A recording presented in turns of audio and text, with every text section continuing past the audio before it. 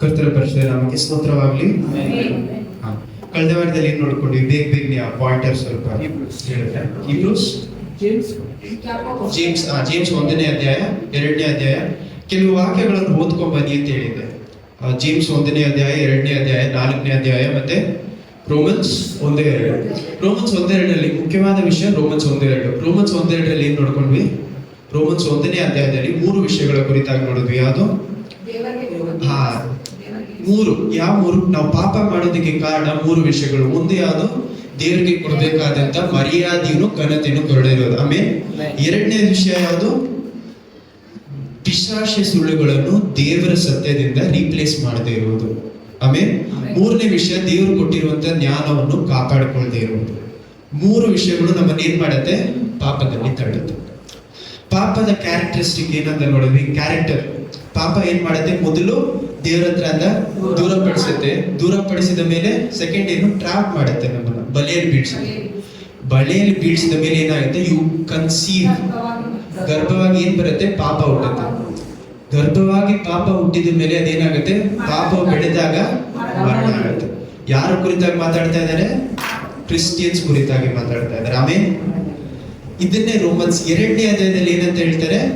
Romans 2ರಲ್ಲಿ ಏನ್ ಹೇಳ್ತಾರೆ ಅಂದ್ರೆ, ದೇವರು ಎಲ್ಲರನ್ನು ಏನ್ ಮಾಡ್ತಾರೆ ಅಂದ್ರೆ, ಅವ್ರವ್ರು ಮಾಡಿದ ಕೃತ್ಯಗಳ ತಕ್ಕಾಗಿ ಏನ್ ಮಾಡ್ತಾರೆ? ಫಲವನ್ನು ಕೊಡ್ತಾರೆ. ಆಮೇಲೆ ನಾವು ಕ್ರಿಸ್ತುವಲ್ಲಿ ಇರುವ ಕಾರಣದಿಂದ ನಾವು ಬಿತ್ತುವುದು ನಾವು ಕೊಯ್ಯಲ್ಲ ಅಂತ ಅರ್ಥ. ಆಮೇಲೆ ನಾವು ದೇವರು ಅದನ್ನೇ ಹೇಳ್ತಾರೆ. ರೋಮನ್ಸ್ 2ರಲ್ಲಿ ಏನ್ ಹೇಳ್ತಾರೆ? ನೀವು ಬಿತ್ತುವುದನ್ನು ಏನ್ ಮಾಡಿ? ದೇವರು ನಿಮ್ಮ ಜೊತೆ is so patient with you, is so gracious and patient. ನಿಮ್ಮ ಜೊತೆ ಏನಾಗಿದ್ದಾರೆ ಅಂದ್ರೆ ತುಂಬಾ ತಾಳ್ಮೆಯಿಂದ ಇದ್ದಾರೆ. ಅದನ್ನ ಏನ್ ಮಾಡಬೇಡಿ, ಕಳೆದುಕೊಳ್ಬೇಡಿ. ದೇವರ ತಾಳ್ಮೆಯನ್ನು ಕಳೆದುಕೊಳ್ಬೇಡಿ ಅಂತಾರೆ. ಆಮೇಲೆ ಏನಕ್ಕೆ ಹೇಳ್ತಾ ಇದ್ದೀನಿ ಅಂದ್ರೆ, ಇವತ್ತು ಲಾಸ್ಟ್ ವೀಕ್ ಏನ್ ಹೇಳ್ದೆ? ರೋಮನ್ಸ್ 1ನೇ ಅಧ್ಯಾಯ ಸ್ಟಾರ್ಟ್ ಮಾಡೋಕ್ ಮುಂಚೆ ಒಂದು ವಿಷಯ ಹೇಳ್ದೆ. ಏನ್ ಹೇಳಿದೆ? ಎಲ್ರೂ ಸ್ವಲ್ಪ ಭಯಪಡಿಸ್ಬೇಕು ಅಂತ. ಇವತ್ತು ಏನ್ ಮಾಡೋಣ ಅಂದ್ರೆ, ಎರಡು ವಿಷಯಗಳಿದೆ ಇವತ್ತು ಟಾಪಿಕ್. ಸರ್ಮನ್ ಸ್ಟಾರ್ಟ್ ಮಾಡೋದಕ್ಕೆ ಮುಂಚೆ 2 ವಿಷಯಗಳ ಕುರಿತಾಗಿರ್ತೀನಿ.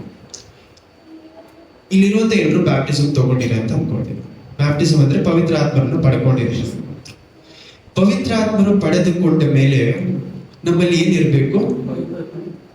ಚೇಂಜಸ್ ಇರ್ಬೇಕು. ನಮ್ಮ ಗುಣ ಲೋಕಕ್ಕಿಂತ ಏನಾಗಿರ್ಬೇಕು? ಡಿಫರೆಂಟ್ ಆಗಿರ್ಬೇಕು. ಲೋಕದಲ್ಲಿ ಇರುವಂತ ಜನರಿಗಿಂತ ನಮ್ಮ ಕ್ಯಾರೆಕ್ಟರ್ ಏನಾಗಿರ್ಬೇಕು? ಡಿಫರೆಂಟ್ ಆಗಿರ್ಬೇಕು. ನಮ್ಮ ಕ್ಯಾರೆಕ್ಟರ್ ಡಿಫರೆಂಟ್ ಆಗಿಲ್ಲ ಅಂದ್ರೆ we are not really being renewed by the Holy Spirit. ಆಮೇಲೆ ಪವಿತ್ರಾತ್ಮರ ವಾಕ್ಯದ ಮೂಲಕ ನಮ್ಮ ಮನಸ್ಸು ಚೇಂಜ್ ಆಗ್ತಾ ಇಲ್ಲ ಅಂತ ಅಷ್ಟೇ.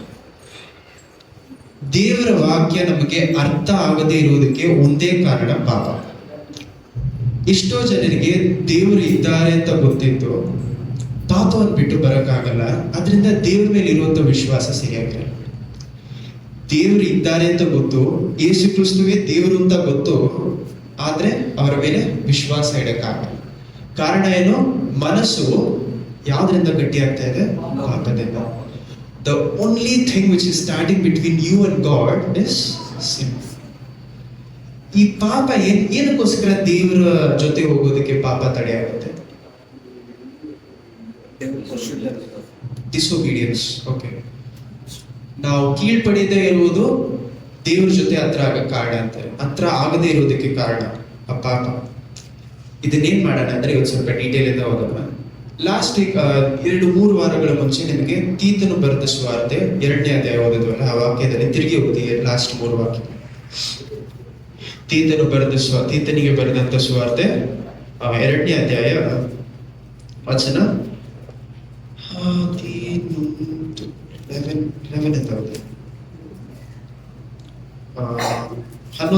11. ತೀತನು ಬರೆದ ಪುಸ್ತಕ 2ನೇ ಅಧ್ಯಾಯ ವಚನ 11. ಯಾಕೆಂದರೆ ಎಲ್ಲಾ ಮನುಷ್ಯರಿಗೆ ರಕ್ಷಣೆಯನ್ನು ಉಂಟು ಮಾಡುವ ದೇವರ ಕೃಪೆಯು, ಇದನ್ನ ಮೆತ್ತಗೋದಿ, ಎಲ್ಲಾ ಮನುಷ್ಯರಿಗೂ ರಕ್ಷಣೆಯನ್ನು ಉಂಟು ಮಾಡುವಂತ ದೇವರ ಕೃಪೆಯು ಪ್ರತ್ಯಕ್ಷವಾಯಿತು. ಯಾರ ಮೂಲಕ ಪ್ರತ್ಯಕ್ಷವಾಯಿತು? ಯೇಸು ಕ್ರಿಸ್ತುವಿನಲ್ಲಿ ದೇವರ ಕೃಪೆಯು ಪ್ರತ್ಯಕ್ಷವಾಯಿತು, ನಮಗೆ ಗೊತ್ತಾಯ್ತು ಅಂತ ಹೇಳ್ತಾ ಇದ್ದಾರೆ. ಓಕೆ, ಕಂಟಿನ್ಯೂ ಮಾಡಿ. ದೇವರು ಪ್ರತ್ಯಕ್ಷವಾಯಿತು. ನಾವು ಭಕ್ತಿಹೀನತೆಯನ್ನು ಲೋಕದ ಆಶೆಗಳನ್ನು ನಾವು ಭಕ್ತಿಹೀನತೆಯನ್ನು, ಲೋಕದ ಆಸೆಗಳನ್ನು ವಿಸರ್ಜಿಸಿ ಅದು ಕೇವಲವೆಂದೆನಿಸಿ ಭಾಗಿಕರವಾದ ನಿರೀಕ್ಷೆಯನ್ನು ಅಂದರೆ ಮಹಾದೇವರ ಕಂಟಿನ್ಯೂ ಮಾಡಿ ಮತ್ತು ನಮ್ಮ ರಕ್ಷಕರಾದ ಯೇಸು ಕ್ರಿಸ್ತರ ಪ್ರಭಾವದ ಪ್ರತ್ಯಕ್ಷೆಯನ್ನು ಎದುರು ನೋಡುತ್ತಾ ಇಹಲೋಕದಲ್ಲಿ ಸ್ವಸ್ಥಚಿತ್ತರಾಗಿಯೂ ನೀತಿವಂತರಾಗಿಯೂ ಭಕ್ತಿಯುಳ್ಳವರಾಗಿಯೂ ಬದುಕಬೇಕೆಂದು ಅದು ನಮಗೆ ಬೋಧಿಸುತ್ತದೆ. ಯಾವುದು ನಮಗೆ ಬೋಧಿಸುತ್ತದೆ? ದೇವರ ಕೃಪೆ. ಆಮೇಲೆ ಕೃಪೆ ಅಂದ್ರೆ ಏನು? ಎಷ್ಟೋ ಸತಿ ನಿಮ್ಗೆ ಹೇಳಿದೀನಿ, ಇವತ್ತು ಕೇಳ್ತಾ ಇದ್ದೀನಿ. ದೇವರ ಕೃಪೆ ಅಂದ್ರೆ ಏನು? ದೇವರ ಬಲ. ಆಮೇಲೆ ದೇವರ ಕೃಪೆ, ದೇವರ ಬಲ. ಏನಕ್ಕೆ ದೇವರ ಬಲ? ಓಕೆ, ಏನಕ್ಕೆ ದೇವರ ಬಲ ಬೇಕು? ಸರಿ, ದೇವರ ಕೃಪೆ ಅಂತ ಹೇಳ್ಬಿಟ್ವಿ. ದೇವರ ಕೃಪೆ ಅಂದ್ರೆ ದೇವರು ನಮ್ಗೆ ಕೊಡ್ತಾ ಇರುವಂತ ಬಲ. ಬಲ ಇಟ್ಕೊಂಡು ಏನ್ ಮಾಡ್ತಾರೆ? ಓಕೆ, ಟು ಫೈಟ್ ಸಿನ್, ಏನಂತ ಪಾಪ ಜೊತೆ ಜಗಳ ಆಡಕ್ಕೆ ಅಂತ ಹೇಳ್ತಾ ಇದ್ದಾರೆ. Okay, to fight sin. Okay, ಲೋಕ ಮಾಂಸ ಪಿಶಾಚಿಯನ್ನು ಜಯಿಸಬೇಕು. ಆನ್ಸರ್ ಹೇಳುವಾಗ ದೇವರ ವಾಕ್ಯದ ಜೊತೆ ಸೇರಿಸಿ ಹೇಳ್ಬೇಕು. ಬರೀ ವಾಕ್ಯಗಳು ಹೇಳಿದ್ರೆ ಎನಿಬಡಿ ಕ್ಯಾನ್ ಟೆಲ್. ಯಾರು ಬೇಕಾದ್ರೆ ಏನ್ ಹೇಳ್ಬೋದು? ದೇವರ ಕೃಪೆ ಇದ್ರೆ ನನ್ನ ಬಲ ಇದೆ, ಪಾಪವನ್ನು ವಿ ಕ್ಯಾನ್ ಫೈಟ್. ಅಥವಾ ನೀವೇನ್ ಹೇಳಿದ್ರೆ ಲೋಕ ಮಾಂಸ ಪಿಶಾಚನೆ ಎದುರಿಸಬಹುದು ಅಂತ ವಾಕ್ಯ ಆಗಿದೆ. Biggest problem in the church is we know things. ನಮ್ಗೆ ಚರ್ಚ್ಗಳಲ್ಲಿ ಅಥವಾ ಕ್ರಿಸ್ತುವರಲ್ಲಿ ಇರುವಂತ ದೊಡ್ಡ ಪ್ರಾಬ್ಲಮ್ ಏನಂದ್ರೆ ನಮ್ಗೆ ವಿಷಯಗಳು ಗೊತ್ತು. ಎಲ್ಲಿಂದ ಗೊತ್ತು? ಪ್ರಸಂಗ ಕೇಳ್ತೀವಲ್ಲ, ಪ್ರಸಂಗ ಕೇಳಿ 20-30 ವರ್ಷ ಕ್ರಿಸ್ತುವಲ್ಲಿ ಇರ್ತೀವಿ, ಪ್ರಸಂಗ ಕೇಳ್ತಾನೆ ಇರ್ತೀವಿ. 4-5 ವಿಷಯ ಏನಾಗುತ್ತೆ? It sticks to you. ಈ 4-5 ವಿಷಯ ಸ್ಟಿಕ್ ಆದ್ಮೇಲೆ ಏನ್ ಮಾಡ್ತೀವಿ? ಯಾರಾದ್ರೂ ದೇವರ ಕೃಪೆ ಏನ್ ಮಾಡತ್ತೆ ಅಂತ ಕೇಳಿದ್ರೆ, ಲೋಕ ಮಾಂಸ ಪಿಶಾಚಿಯಿಂದ ನನ್ನನ್ನ ಬಿಡಿಸುತ್ತೆ, ಪಾಪದಿಂದ ನಾನು ಜಗಳ ಆಡಬೇಕು ಅಂತ ವಾಕ್ಯ. ಓಕೆ, ದೇವರು ಲೋಕವನ್ನು ಜಯಿಸಿ ಬಂದ್ರು. ಓಕೆ, ದೇವರ ಕೃಪೆ ನಮ್ಮನ್ನ ಇಲ್ಲ. ದೇವರ ಕೃಪೆ ಏನ್ ಮಾಡತ್ತೆ ಅಂತ ನಾನು ಕೇಳಿದೆ ಅಂದ್ರೆ, ಈ ಲೋಕದಲ್ಲಿ ನಮ್ಗೆ ಏನ್ ಮಾಡತ್ತೆ ದೇವರ ಕೃಪೆ? ದೇವರ ಬಲ ಇದೆ ಅಂದ್ರೆ ಸುಲಭವಾಗಿ ಹೇಳ್ತೀರಾ, ದೇವರ ಕೃಪೆ ಅಂದ್ರೆ ದೇವರ ಬಲ ಅಂತ. ದೇವರ ಬಲ ಅಂದ್ರೆ ಯೋಚನೆ ಮಾಡಿ ನೋಡಿ, ದೇವರ ಬಲ ನನ್ನ ಹತ್ರ ಇದೆ ಅಂತ. ಆಮೇಲೆ ನಿಮ್ಮ ಹತ್ರ ಯಾವ ಬಲ ಇದೆ? ದೇವರ ಬಲ ಇದೆ. It is not your strength. ಮನುಷ್ಯರ ಶಕ್ತಿ ಅಲ್ಲ, ದೇವರ ಶಕ್ತಿ ನನ್ನ ಹತ್ರ ಇದೆ ಅಂತ ಹೇಳ್ತಾ ಇದೀವಿ. ಹಾಗಂದ್ರೆ ಇಷ್ಟು ಜಾಸ್ತಿ ಇರುವಂತ ಶಕ್ತಿ ಏನಕ್ಕಾದ್ರೂ ಉಪಯೋಗ ಮಾಡ್ಬೇಕು. ಆಮೇಲೆ ಇಷ್ಟು ಜಾಸ್ತಿ ಇರುವಂತ ಶಕ್ತಿ ಏನಕ್ಕಾದ್ರೂ ಉಪಯೋಗ ಮಾಡ್ಬೇಕು. That is why faith without action is dead. ವಿಶ್ವಾಸ, ಕ್ರಿಯೆ ಇಲ್ಲದ ವಿಶ್ವಾಸ ಸತ್ತೋಯ್ತು. ಯಾಕೆ ಸತ್ತೋಯ್ತು? ವಿಶ್ವಾಸ ಇಟ್ಕೊಂಡು ನಾನು ಏನ್ ಮಾಡ್ತಾ ಇದ್ದೀನಿ? I put my faith in Jesus and I get the grace of God. ಯೇಸುವಿನ ಮೇಲೆ ವಿಶ್ವಾಸ ಹಾಕಿ ನಾನು ದೇವರ ಕೃಪೆಯನ್ನು ಪಡೆದುಕೊಳ್ತಾ ಇದ್ದೀನಿ. ಪಡೆದುಕೊಂಡು ಏನ್ ಮಾಡ್ತಾ ಇದ್ದೀನಿ ಅನ್ನೋ ಪ್ರಶ್ನೆ. ಉಪಯೋಗಿಸ್ತಾ ಇಲ್ಲ. ದೇವರ ಕೃಪೆ ನಾವು ಪಡ್ಕೊಂಡ್ವಿ ಅಂತ ಇಲ್ಲಿ ವಾಕ್ಯ ಇದೆ. ಓಕೆ, ನನ್ನ ಅಷ್ಟು I don't want to confuse you people. ತೀತನ 3ನೇ ಅಧ್ಯಾಯಕ್ಕೆ ಹೋಗಿ ಅಲ್ಲಿ ಏನು ಓದೋಣ ಅಂದ್ರೆ, ಒಂದು ಕೆಲವು ವಾಕ್ಯಗಳನ್ನು ಮಾತ್ರ ಓದೋಣ. ನಿಮ್ಮ ಮನೇಲಿ ಹೋಗಿ ತೀತನ 3 ಚಾಪ್ಟರ್ಸ್ ಇದೆ. ಮನೇಲಿ ಹೋಗಿ 3 ಚಾಪ್ಟರ್ನ ತಿರುಗಿ ಓದಿ. ಫುಲ್ 3 ಚಾಪ್ಟರ್ಸ್, ಅಷ್ಟೊಂದು ತಗೊಳ್ಳಲ್ಲ, ಒಂದ್ ದಿವಸದಲ್ಲಿ ಮುಗಿಸ್ಬೋದು. ಓಕೆ, 3 ಚಾಪ್ಟರ್, 3rd ಚಾಪ್ಟರ್ ಅಲ್ಲಿ 1ನೇ ವಾಕ್ಯದಿಂದನೇ ಓದಿ ಬರಬೇಕು. ಅಧಿಪತಿಗಳು ಅಧಿಕಾರಿಗಳಿಗೂ ಅಧೀನರಾಗಿ ವಿಧೇಯರಾಗಿರಬೇಕೆಂತಲೂ ಸಕಲ ಸತ್ಕಾರ್ಯಗಳನ್ನು ಮಾಡುವುದಕ್ಕೆ ಸಿದ್ಧರಾಗಿ ಇರಬೇಕೆಂತಲೂ ಯಾರನ್ನು ದೂಷಿಸದೆ ಕುತರ್ಕ ಮಾಡದೆ ಎಲ್ಲಾ ಮನುಷ್ಯರಿಗೆ ಪೂರ್ಣ ಸಾಧು ಗುಣವನ್ನು ತೋರಿಸುತ್ತಾ ಸಾತ್ವಿಕರಾಗಿ ಇರಬೇಕೆಂತಲೂ ಅವರಿಗೆ ಜ್ಞಾಪಕ ಕೊಡು. ಮೊದಲು ಪೌಲ ತೀತನಿಗೆ ಹೇಳ್ತಾ ಇದ್ದಾರೆ, ಎಲ್ಲಾ ಒಳ್ಳೆ ಕಾರ್ಯಗಳನ್ನು ಮಾಡಿ ಅಂತ ಹೇಳ್ತಾ ಇದ್ದಾರೆ. ಯಾರಿಗೆ? ಸಭೆಯವರಿಗೆ ಕಲಿಸು ಅಂತ ಹೇಳ್ತಾ ಇದ್ದಾರೆ.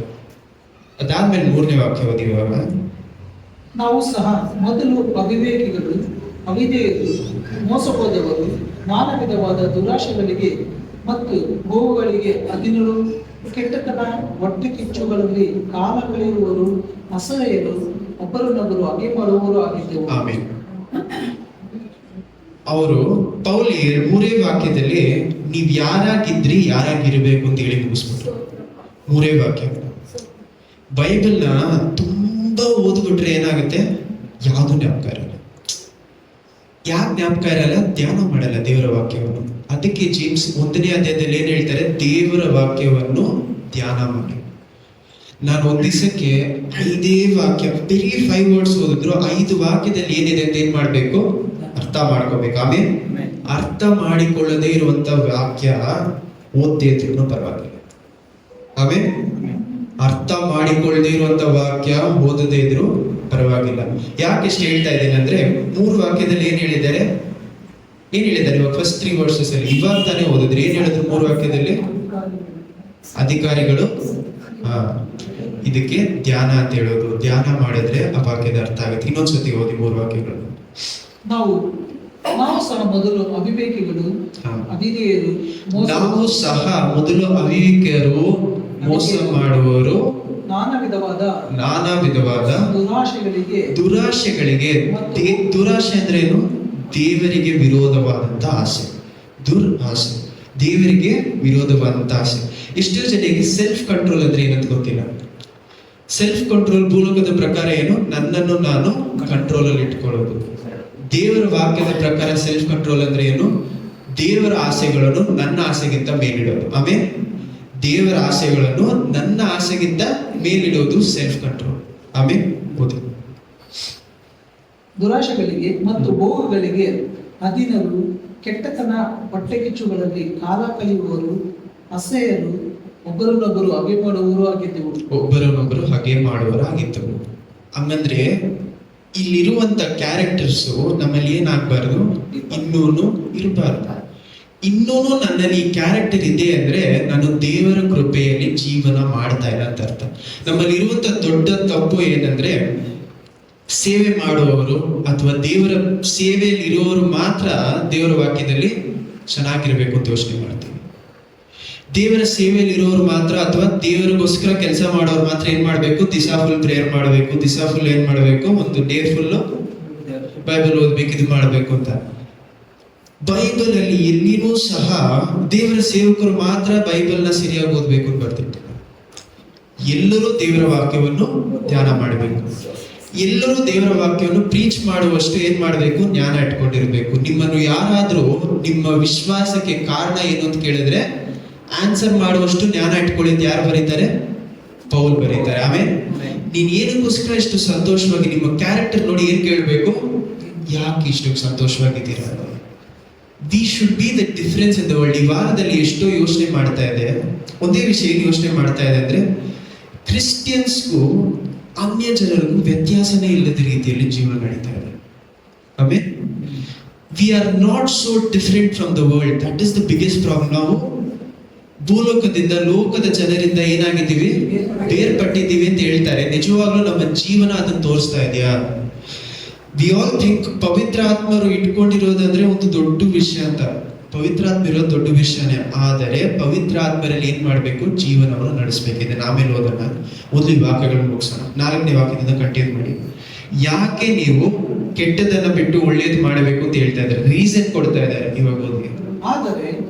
ಆದರೆ ಯಾವಾಗ್ಲೂ ಬೈಬಲ್ ಓದ್ಬೇಕಾದ್ರೆ ಆದರೆ ಅಂತ ಹೇಳಿದ್ರೆ ಇದಕ್ಕೆ ಮುಂಚೆ ಏನೋ ಇಂಪಾರ್ಟೆಂಟ್ ಆಗಿ ಹೇಳಿದ್ದಾರೆ ಅಂತ ಅರ್ಥ.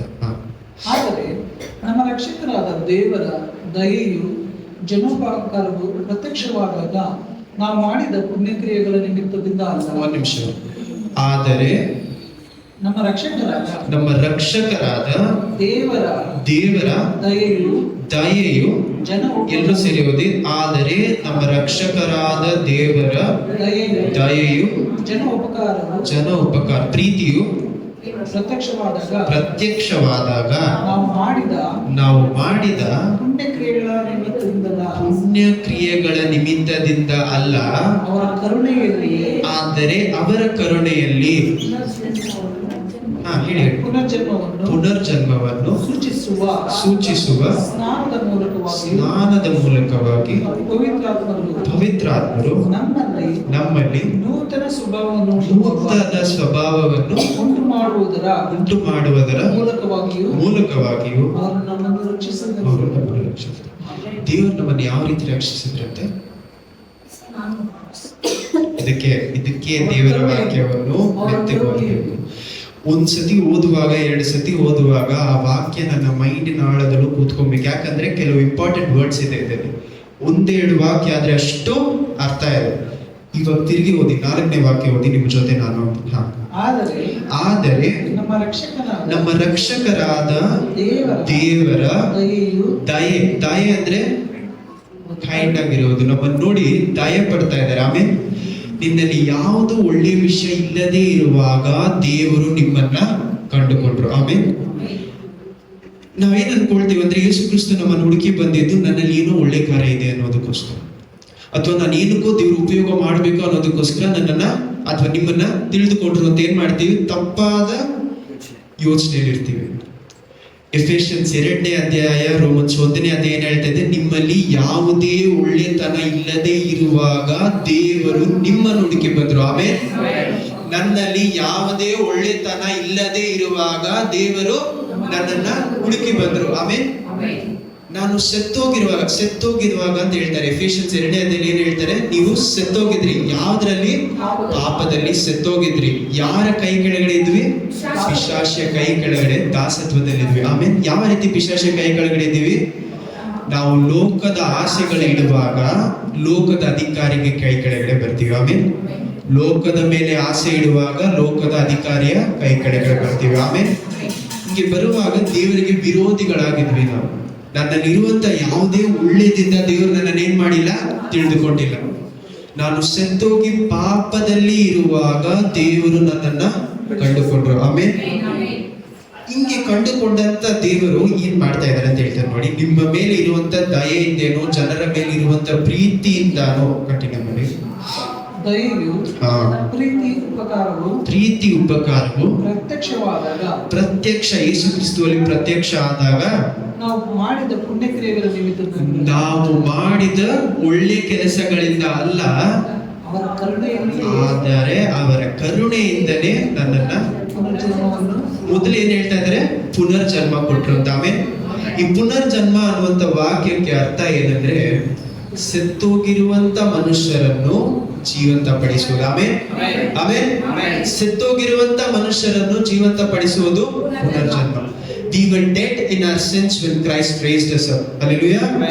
ನಾನು ಪಾಪದಲ್ಲಿ ಸತ್ತೋಗಿರುವಾಗ ಕ್ರಿಸ್ತೇಸು ನನ್ನನ್ನ ಪುನರ್ಜೀವನ ಕೊಟ್ಟರು. ಆಮೇಲೆ when I was dead in my sins against God, ನನ್ನ ಪಾಪದಲ್ಲಿ ದೇವರಿಗೆ ಏನ್ ಮಾಡಿದೆ? ವಿರೋಧವಾಗಿದ್ದಂತ ನನ್ನನ್ನು ದೇವರು ಏನ್ ಮಾಡ್ತಾ ಇದ್ದಾರೆ? ಎಬ್ಬಿಸ್ತಾ ಇದ್ದಾರೆ. ನನ್ನಲ್ಲಿ ಇರುವಂತ ಒಳ್ಳೆ ಕಾರ್ಯಗಳಿಂದ ಅಲ್ಲ, ಅವರ ದಯೆಯಿಂದ. ಆಮೇಲೆ when you die and in case you go to heaven, ನಾ ಸತ್ತೋದ ಮೇಲೆ ಯೇಸು ಕ್ರಿಸ್ತರಿಂದ ನಾವೆಲ್ಲ ಪರಲೋಕಕ್ಕೆ ಹೋದ್ರೆ, you know why God did all of this? ಏನಕ್ಕೋಸ್ಕರ ದೇವರು ಇದನ್ನು ಮಾಡಿದ್ರು? ಎಫೆಷಿಯನ್ಸ್ 2ನೇ ಅಧ್ಯಾಯ 4ನೇ ವಾಕ್ಯ ಓದಿ. ಅದಾದ್ಮೇಲೆ ತಿರುಗಿ ಇಲ್ಲಿಗೆ ಬರೋಣ. ದೇವರ ದಯೆಯನ್ನು ಅರ್ಥ ಮಾಡ್ಕೊಂಡಿಲ್ಲ ಅಂದ್ರೆ ನಾವು ದೇವರಿಗೆ ಸ್ತೋತ್ರ ಹೇಳೋದನ್ನ ಮರ್ತು ಹೋಗ್ತೀವಿ. ಎಫೆಷಿಯನ್ಸ್ 2ನೇ ಅಧ್ಯಾಯದಲ್ಲಿ ನಾನು ಒಂದು ವಾಕ್ಯ ಹೇಳ್ತೀನಿ, ಅದನ್ನ ಮಾತ್ರ ಓದ್ತೀವಿ. ಒಂದು ನಿಮಿಷ. ಎಫೆಷಿಯನ್ಸ್ 2ನೇ ಅಧ್ಯಾಯ 1 ಸೆಕೆಂಡ್ 4ನೇ ವಾಕ್ಯ. ಎಫೆಷಿಯನ್ಸ್ 2ನೇ ಅಧ್ಯಾಯ 4. ಒಂದು ನಿಮಿಷ, 1ರಿಂದ ಓದಿ ಪ್ಲೀಸ್. ಸಾರಿ, 1ಇಂದಾನೇ ಓದಿ, ಯಾಕಂದ್ರೆ ವಾಕ್ಯದ ಅರ್ಥ ಆಗ್ಬೇಕು. 1ರಿಂದ ಅವರು ಅಪರಾಧಗಳ ಮತ್ತು ಪಾಪಗಳ ದೆಸೆಯಿಂದ, ಅವರು ಅಂದ್ರೆ ನಾವು ನಮ್ಮ ಅಪರಾಧಗಳಿಂದಾನು ಪಾಪದ ದೆಸೆಯಿಂದ ಸತ್ತವರಾಗಿದ್ವಿ. ನಮ್ಮಲ್ಲಿ ಏನಿರ್ಲಿಲ್ಲ? ಯಾವುದು ಒಳ್ಳೇದಿರ್ಲಿಲ್ಲ. Nobody likes dead people. ಸತ್ತೋಗಿರೋರ್ನ ಯಾರು ನೋಡಿ ಆಸೆ ಪಡಲ್ಲ. 1 ದಿವಸ 2 ದಿವಸ ಇಟ್ಕೊಂತೀರಾ, ಆಮೇಲೆ ಏನ್ ಮಾಡ್ತೀರಾ? ದೇವ್ರು ನಮ್ಮನ್ನ ನ್ಯಾಯವಾಗಿ ಮಾಡಿರ್ಬೇಕು. ಆಮೇಲೆ ಕಂಟಿನ್ಯೂ ಮಾಡಿ. ಸತ್ತವರಾಗಿದ್ದ ನಿಮ್ಮನ್ನು ಸಹ ಬದುಕಿಸಿದರು. ಆಮೇಲೆ ಪುನರ್ಜೀವನ ಕೊಟ್ಟರು. ಕಂಟಿನ್ಯೂ ಮಾಡಿ. ನೀವು ಪೂರ್ವದಲ್ಲಿ ಅಪರಾಧಗಳನ್ನು ಪಾಪಗಳನ್ನು ಮಾಡುವವರಾಗಿದ್ದು. ಕಂಟಿನ್ಯೂ ಮಾಡಿ. ಇಹಲೋಕ ಆಚಾರಕ್ಕೆ ಇಹ ಲೋಕದ ಆಚಾರಕ್ಕೆ ಅನುಸಾರವಾಗಿ ನಡೆದುಕೊಂಡಿದ್ರಿ. ವಾಯುಮಂಡಲದಲ್ಲಿ ಅಧಿಕಾರ ಲೋಕದ ಮೇಲೆ ಅಧಿಕಾರ ನಡೆಸುವ ಅಧಿಪತಿಗೆ ಪಿಶಾಚಿಗೆ ಅಂದರೆ ನಂಬದೇ ಇರುವಂತವರ ಅನ್ಯ ಜನರ ಅವಿಧೇಯತೆಗೆ ಈಗ ಪ್ರೇರೇಪಿಸುವ ಅವರನ್ನು ತಳ್ಳುವ ಆತ್ಮನಿಗೆ ಅನುಸಾರವಾಗಿ ನಡೆದುಕೊಂಡಿದ್ರಿ. ಯಾವ ರೀತಿ ಇದೆ ಹೇಳಿ? ಒಬ್ರು ಹೇಳ್ತಾರೆ, flesh is a traitor within. ನಮ್ಮ ಮಾಂಸ ಅನ್ನೋದು ನನ್ನ ಒಳಗಡೆ ಇರುವಂತ ದ್ರೋಹಿ ಅಂತ.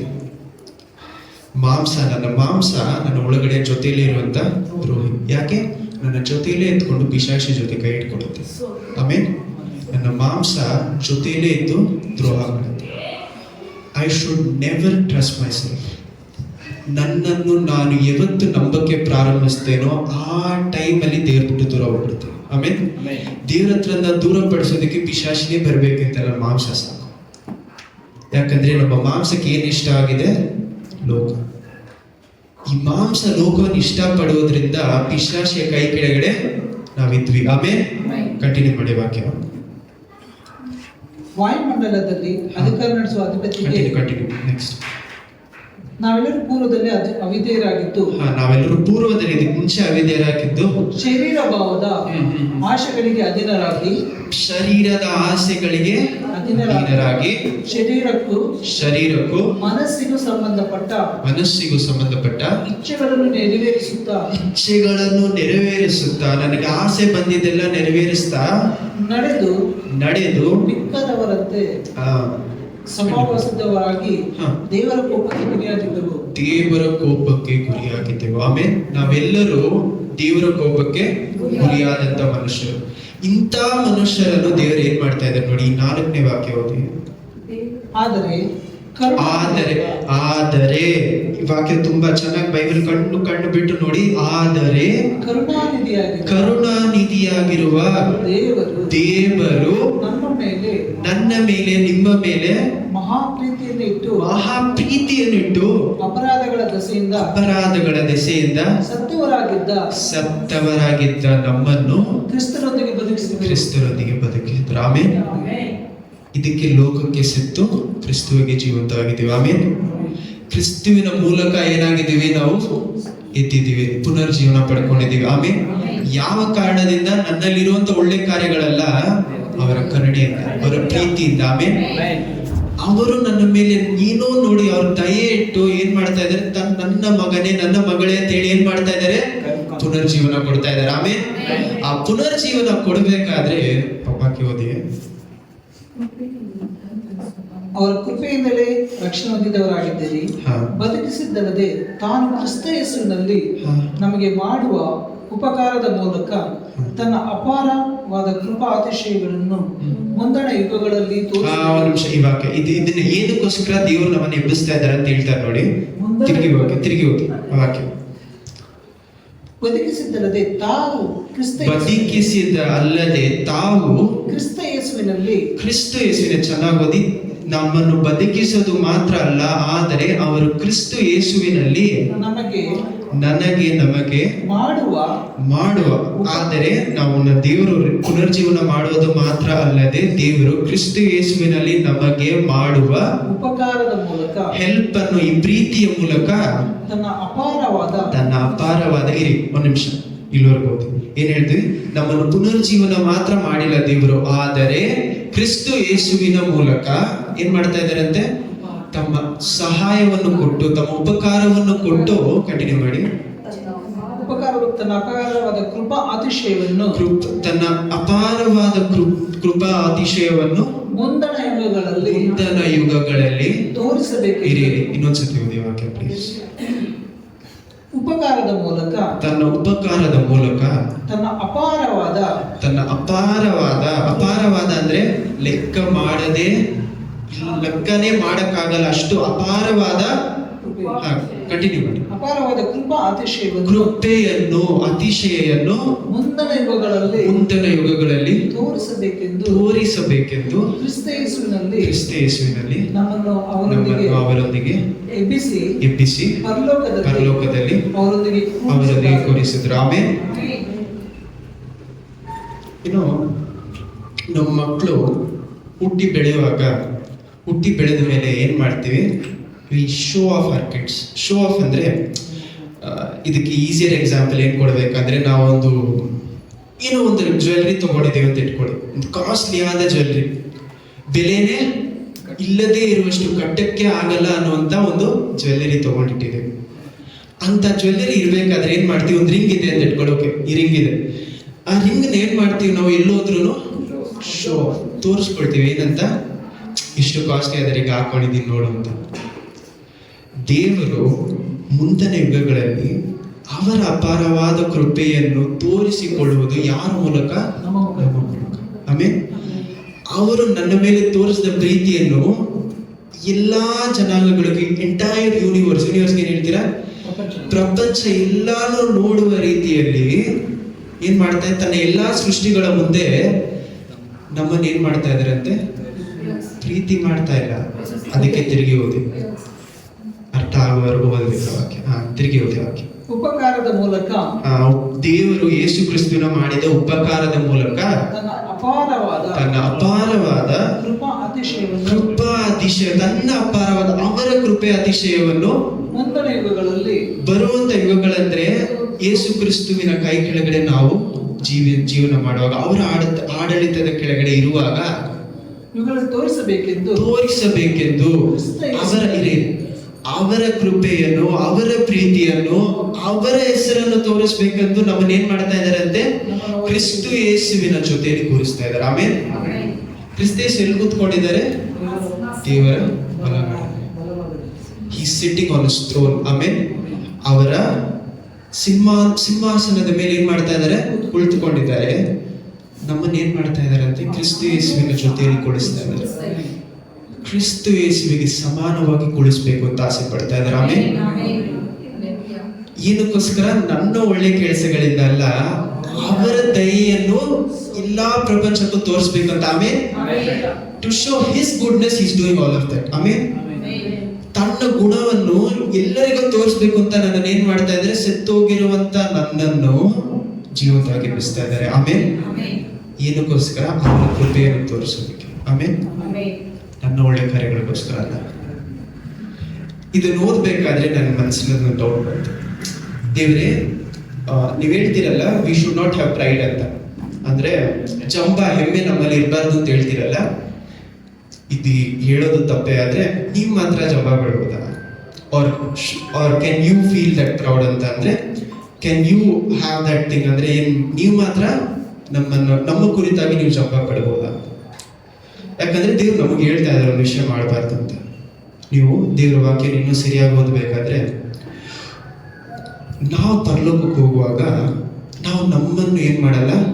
ಹೆಚ್ಚಿಸ್ಕೊಳ್ಳಲ್ಲ. ಅಲ್ಲಿ ಹೋಗಿ ದೇವರನ್ನು ಹೆಚ್ಚಿಸ್ತೀವಿ. ಆಮೇಲೆ ವಿಲ್ ಗೋ ವರ್ಷಿಪ್, ಆರಾಧಿಸ್ತಾ ಇರ್ತೀವಿ ಯಾವಾಗಲೂ. ಆಮೇಲೆ ಆದ್ರೆ ದೇವರು ನಮ್ಮ ಕುರಿತಾಗಿ ಹೆಚ್ಚಳ ಮಾಡಿ ಮಾತಾಡ್ತಾರೆ. ಆಮೇಲೆ ದೇವರು ತನ್ನ ಕುರಿತಾಗಿ ತಾನೇ ಹೆಚ್ಚಳ ಪಡಿಸು ಮಾತಾಡಲ್ಲ, ತನ್ನ ಮಕ್ಕಳ ಕುರಿತಾಗಿ ಅವರು ಹೆಚ್ಚಳ ಪಟ್ಟು ಮಾತಾಡ್ತಾರೆ. ಆಮೇಲೆ ಅದಕ್ಕೆ ದೇವರ ಪ್ರೀತಿಯನ್ನು ಅರ್ಥ ಮಾಡ್ಕೊಬೇಕಂದ್ರೆ 1 ಕೊರಿಂಥಿ 13ನೇ ಅಧ್ಯಾಯದಲ್ಲಿ 4ನೇ ವಾಕ್ಯ ಮಾತ್ರ ಓದಿ. 1 ಕೊರಿಂಥಿ 13ನೇ ಅಧ್ಯಾಯ 4ನೇ ವಾಕ್ಯ.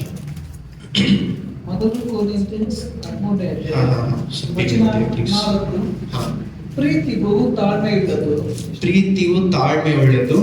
ಕಂಟಿನ್ಯೂ ಮಾಡಿ. ಪ್ರೀತಿ ದಯೆ ತೋರಿಸುವುದು. ಪ್ರೀತಿಯು ಹೊಟ್ಟೆ ಕಿಚ್ಚು ಪಡುವುದಿಲ್ಲ, ಹೊಗಳಿಕೊಳ್ಳುವುದಿಲ್ಲ. ಪ್ರೀತಿ ಏನ್ ಮಾಡಲ್ಲ? ಹೊಗಳಿಕೊಳ್ಳುವುದಿಲ್ಲ. ತನ್ನ ಬಗ್ಗೆ ತಾನು ಹೊಗಳಿಕೊಳ್ಳುವುದಿಲ್ಲ.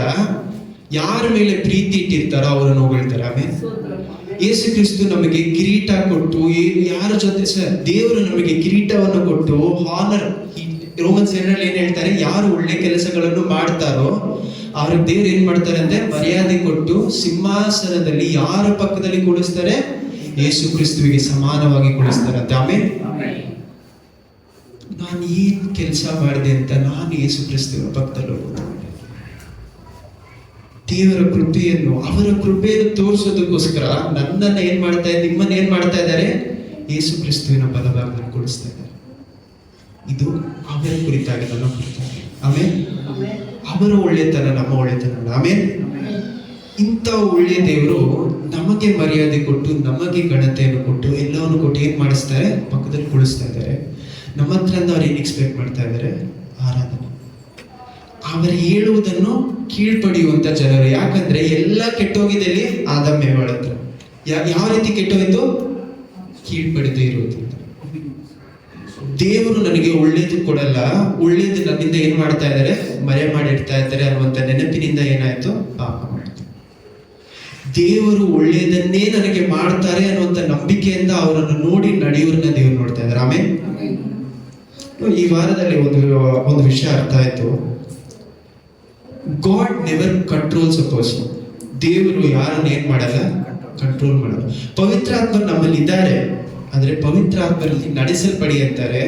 ಪವಿತ್ರ ಆತ್ಮ ನಿಮ್ಮನ್ನು ನಡೆಸ್ತಾರೆ ಅಂತ ಹೇಳಿಲ್ಲ. ಆಮೇಲೆ ಚೆನ್ನಾಗಿ ಗಲಾಶನ್ಸ್ 5ನೇ ಅಧ್ಯಾಯ ಓದೋಣ ಆಮೇಲೆ. ಆದ್ರೆ ಮೊದಲಲ್ಲಿ ಏನ್ ಹೇಳ್ತಾ ಇದ್ರೆ, ಹೋಲಿ ಸ್ಪಿರಿಟ್ ವಿಲ್ ಲೀಡ್ ಯು ಅಂದ್ರೆ ಹೋಗಬೇಕಾದ ದಾರಿಯನ್ನು ದೇವರು ನಿಮಗೆ ತಿಳಿಸ್ತಾರೆ. ಕೀಳ್ಪಡಿಯೋದು ನನ್ನ ಕೆಲಸ. ನಾನು ಅದನ್ನ ಬೇಕಾದ್ರೆ ಕೀಳ್ಪಡಿಯೋದು, ಬೇಡದೇ ಇದ್ರೆ ತಳಿ ಬಿಡ್ಬೋದು. ಆಮೇಲೆ Holy Spirit will lead you, he will never force you to do something. ಪವಿತ್ರ ಆತ್ಮ ನಿಮ್ಮನ್ನ ಏನ್ ಮಾಡ್ತಾರೆ, ನಡೆಸ್ತಾರೆ, ಫೋರ್ಸ್ ಮಾಡಲ್ಲ. ಪಿಶಾಚಿ ನಿಮ್ಮನ್ನ ಫೋರ್ಸ್ ಮಾಡ್ತಾನೆ, ನಡೆಸಲ್ಲ. ಡಿಫ್ರೆನ್ಸ್ ತಿಳ್ಕೊಬೇಕು. ಪಿಶಾಚಿ ಏನ್ ಮಾಡ್ತಾನೆ, ಫೋರ್ಸ್ ಮಾಡಿ ತಳ್ತಾನೆ. ದೇವ್ರು ಏನ್ ಮಾಡ್ತಾರೆ, ಫೋರ್ಸ್ ಮಾಡಲ್ಲ, ನಡೆಸ್ತಾರೆ. ಆಮೇಲೆ ಇದನ್ನ ಆಮೇಲೆ ಓದೋಣ.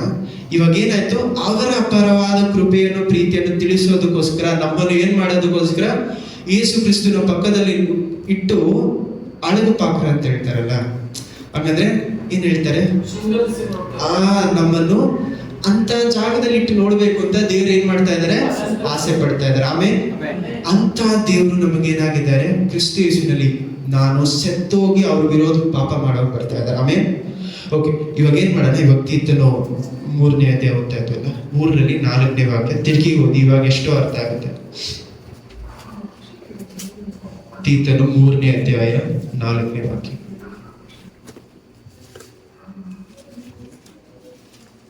ಇದನ್ನು ಬರೆದಕ್ಕೆ 3ನೇ ಅಧ್ಯಾಯ ವಚನ 4. ಆದರೆ ನಮ್ಮ ರಕ್ಷಕರಾದ ದೇವರ ದಯೆಯು, ಆದರೆ ನಮ್ಮ ರಕ್ಷಕರಾದ ದೇವರ ದಯೆಯು, ಜನ ಉಪಕಾರವು, ಜನ ಅಂದ್ರೆ ಕೈಂಡ್ನೆಸ್, ಜನ ಉಪಕಾರವು ಪ್ರತ್ಯಕ್ಷವಾದಾಗ, ಯೇಸು ಕ್ರಿಸ್ತುವಿನಲ್ಲಿ ಪ್ರತ್ಯಕ್ಷವಾದಾಗ, ನಾವು ಮಾಡಿದ ಪುಣ್ಯಕ್ರಿಯೆಗಳಲ್ಲದೆ ಅದರ ನಿಮಿತ್ತದಿಂದ ಅಲ್ಲ, ಅವರ ಕರುಣೆಯಲ್ಲಿ ಏನ್ ಮಾಡಿದ್ರಂತೆ, ಪುನರ್ಜನ್ಮ ಅಂದ್ರೆ ಏನು, ನಮ್ಮನ್ನು ಯೇಸು ಕ್ರಿಸ್ತುವಿನ ಬಲಭಾಗದಲ್ಲಿ ಕೊಳಿಸುವುದೇ ಅವರ ಪುನರ್ಜನ್ಮದ ಆಸೆ. ಆಮೇಲೆ ಕಂಟಿನ್ಯೂ ಮಾಡಿ. ಪುನರ್ಜನ್ಮವನ್ನು ಸೂಚಿಸುವ ಸ್ನಾನದ ಮೂಲಕ, ಸೂಚಿಸುವ ಯಾವುದು, ಪುನರ್ಜನ್ಮವನ್ನು ಸೂಚಿಸುವುದು ಯಾವುದು, ಸ್ನಾನ. ಪುನರ್ಜನ್ಮವನ್ನು ಸೂಚಿಸುವುದು ಜ್ಞಾನ ಸ್ನಾನ, ಬ್ಯಾಪ್ಟಿಸಮ್. ಆಮೇಲೆ ಆದರೆ ಪುನರ್ಜನ್ಮ ಮಾತ್ರ ಸಾಕಾಗಲ್ಲ. All of us easily get baptized. We think as soon as we get baptized it's over.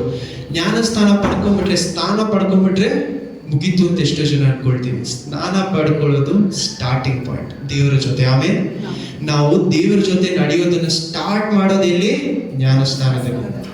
ಈ ಜ್ಞಾನ ಸ್ಥಾನದಲ್ಲಿ ನಾವು ಶುರು ಮಾಡಬೇಕಾದ್ರೆ ಏನಕ್ಕೋಸ್ಕರ ಜ್ಞಾನ ಸ್ಥಾನವನ್ನು ಮಾಡ್ತಾ ಇದ್ದೀವಿ, ದೇವರ ಪುನರ್ಜೀವ ಮಾಡ್ತಾ ಇದ್ರೆ ಅನ್ನೋದಕ್ಕೆ ಸೂಚನೆ. ಆಮೇಲೆ ಇಟ್ಸ್ ಅ ಸೈನ್, ದೇವರು ನಮ್ಮಲ್ಲಿ ಏನೋ ಒಂದು ವಿಶ್ವಾಸನ ಹುಟ್ಟಿಸ್ತಾ ಇದ್ದಾರೆ ಅಂತ. ಆಮೇಲೆ ಇವಾಗ ಓದಿ, ತಿರುಗಿ ಓದಿ, ಪುನರ್ಜೀವನ ಅಂತ ಓದಿ. ದೇವರ ಜನೋಪಕಾರವು ಪ್ರತ್ಯಕ್ಷ ಆದದ್ದು ಯೇಸು ಕ್ರಿಸ್ತನ ಮೂಲಕ. ನಾವು ಮಾಡಿದ ಪುಣ್ಯಕ್ರಿಯೆಗಳ ನಿಮಿತ್ತದಿಂದಲ್ಲ, ಅವರ ಕರುಣೆಯಲ್ಲಿಯೇ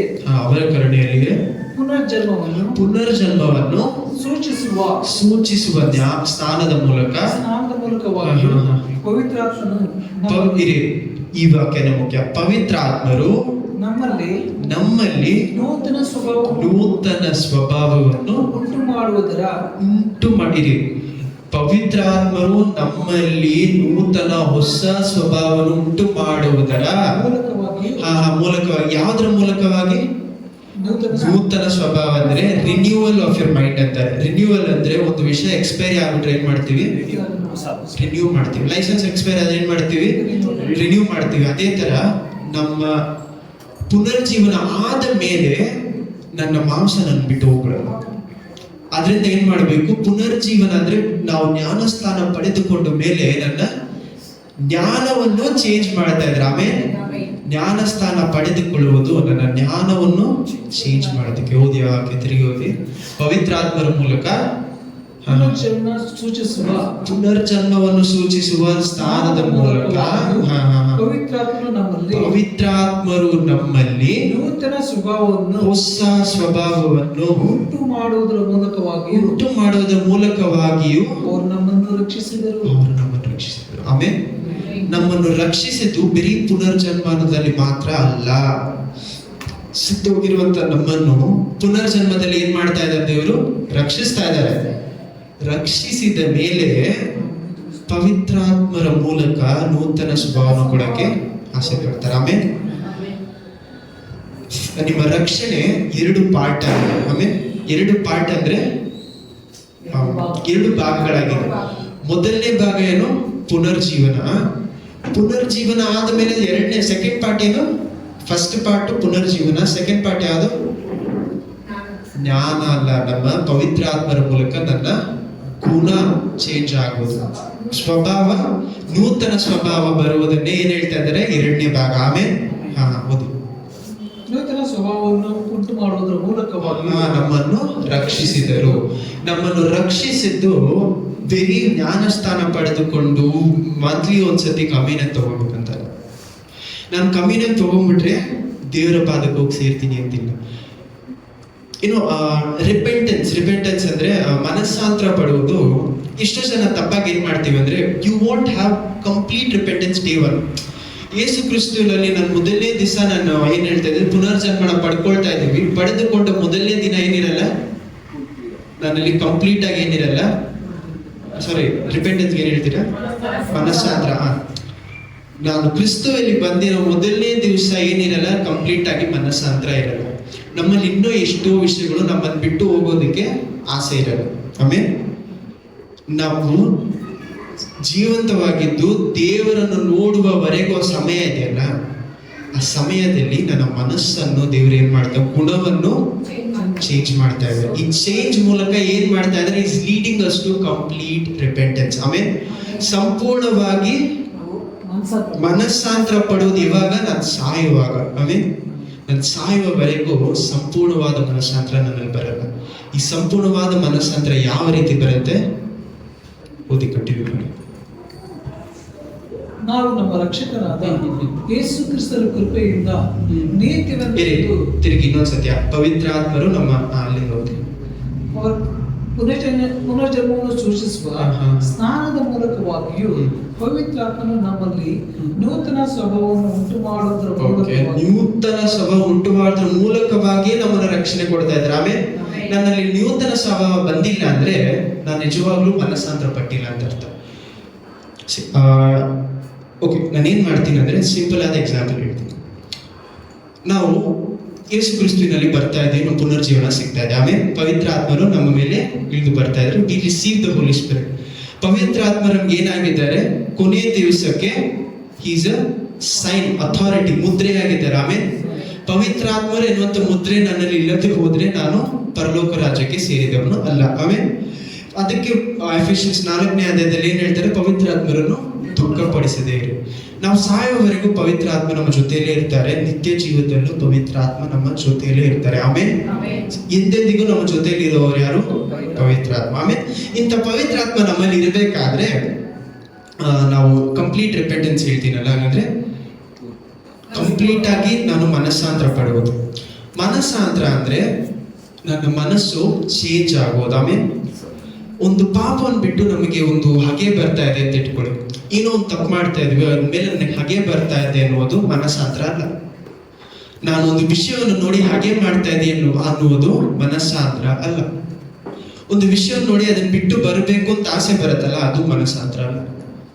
ನನಗೆ ಅದನ್ನ ನೋಡಿ ಹಾಗೆ ಬರುವುದು ಮನಸ್ಸಾಂತರ ಅಲ್ಲ, ಅದನ್ನ ಬಿಟ್ಟು ಬರಬೇಕು ಅಂತ ಆಸೆ ಪಡುವುದು ಮನಸ್ಸಾಂತರ ಅಲ್ಲ. ಮನಸ್ಸಾಂತರ ಅನ್ನೋದು ದೇವರನ್ನು ನೋಡಿ ನನ್ನ ಗುಣ ಮಾರ್ಬೇಕು ಅಂತ ನನ್ನಲ್ಲಿ ಆಸೆ ಬಂದು ನಿಜವಾಗ್ಲೂ ಅಳ್ತೀವಲ್ಲ, ಅದ ಮೇಲೆ ನನ್ನ ಮನಸ್ಸು ಚೇಂಜ್ ಆಗುತ್ತೆ.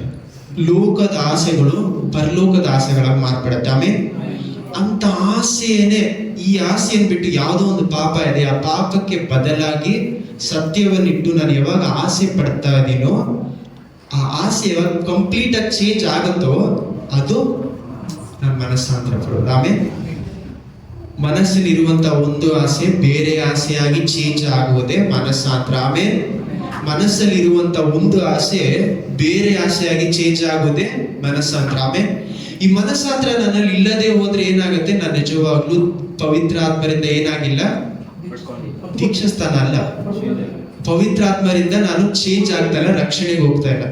God will save those who are led by the Holi spirit ಅಂತಾರೆ.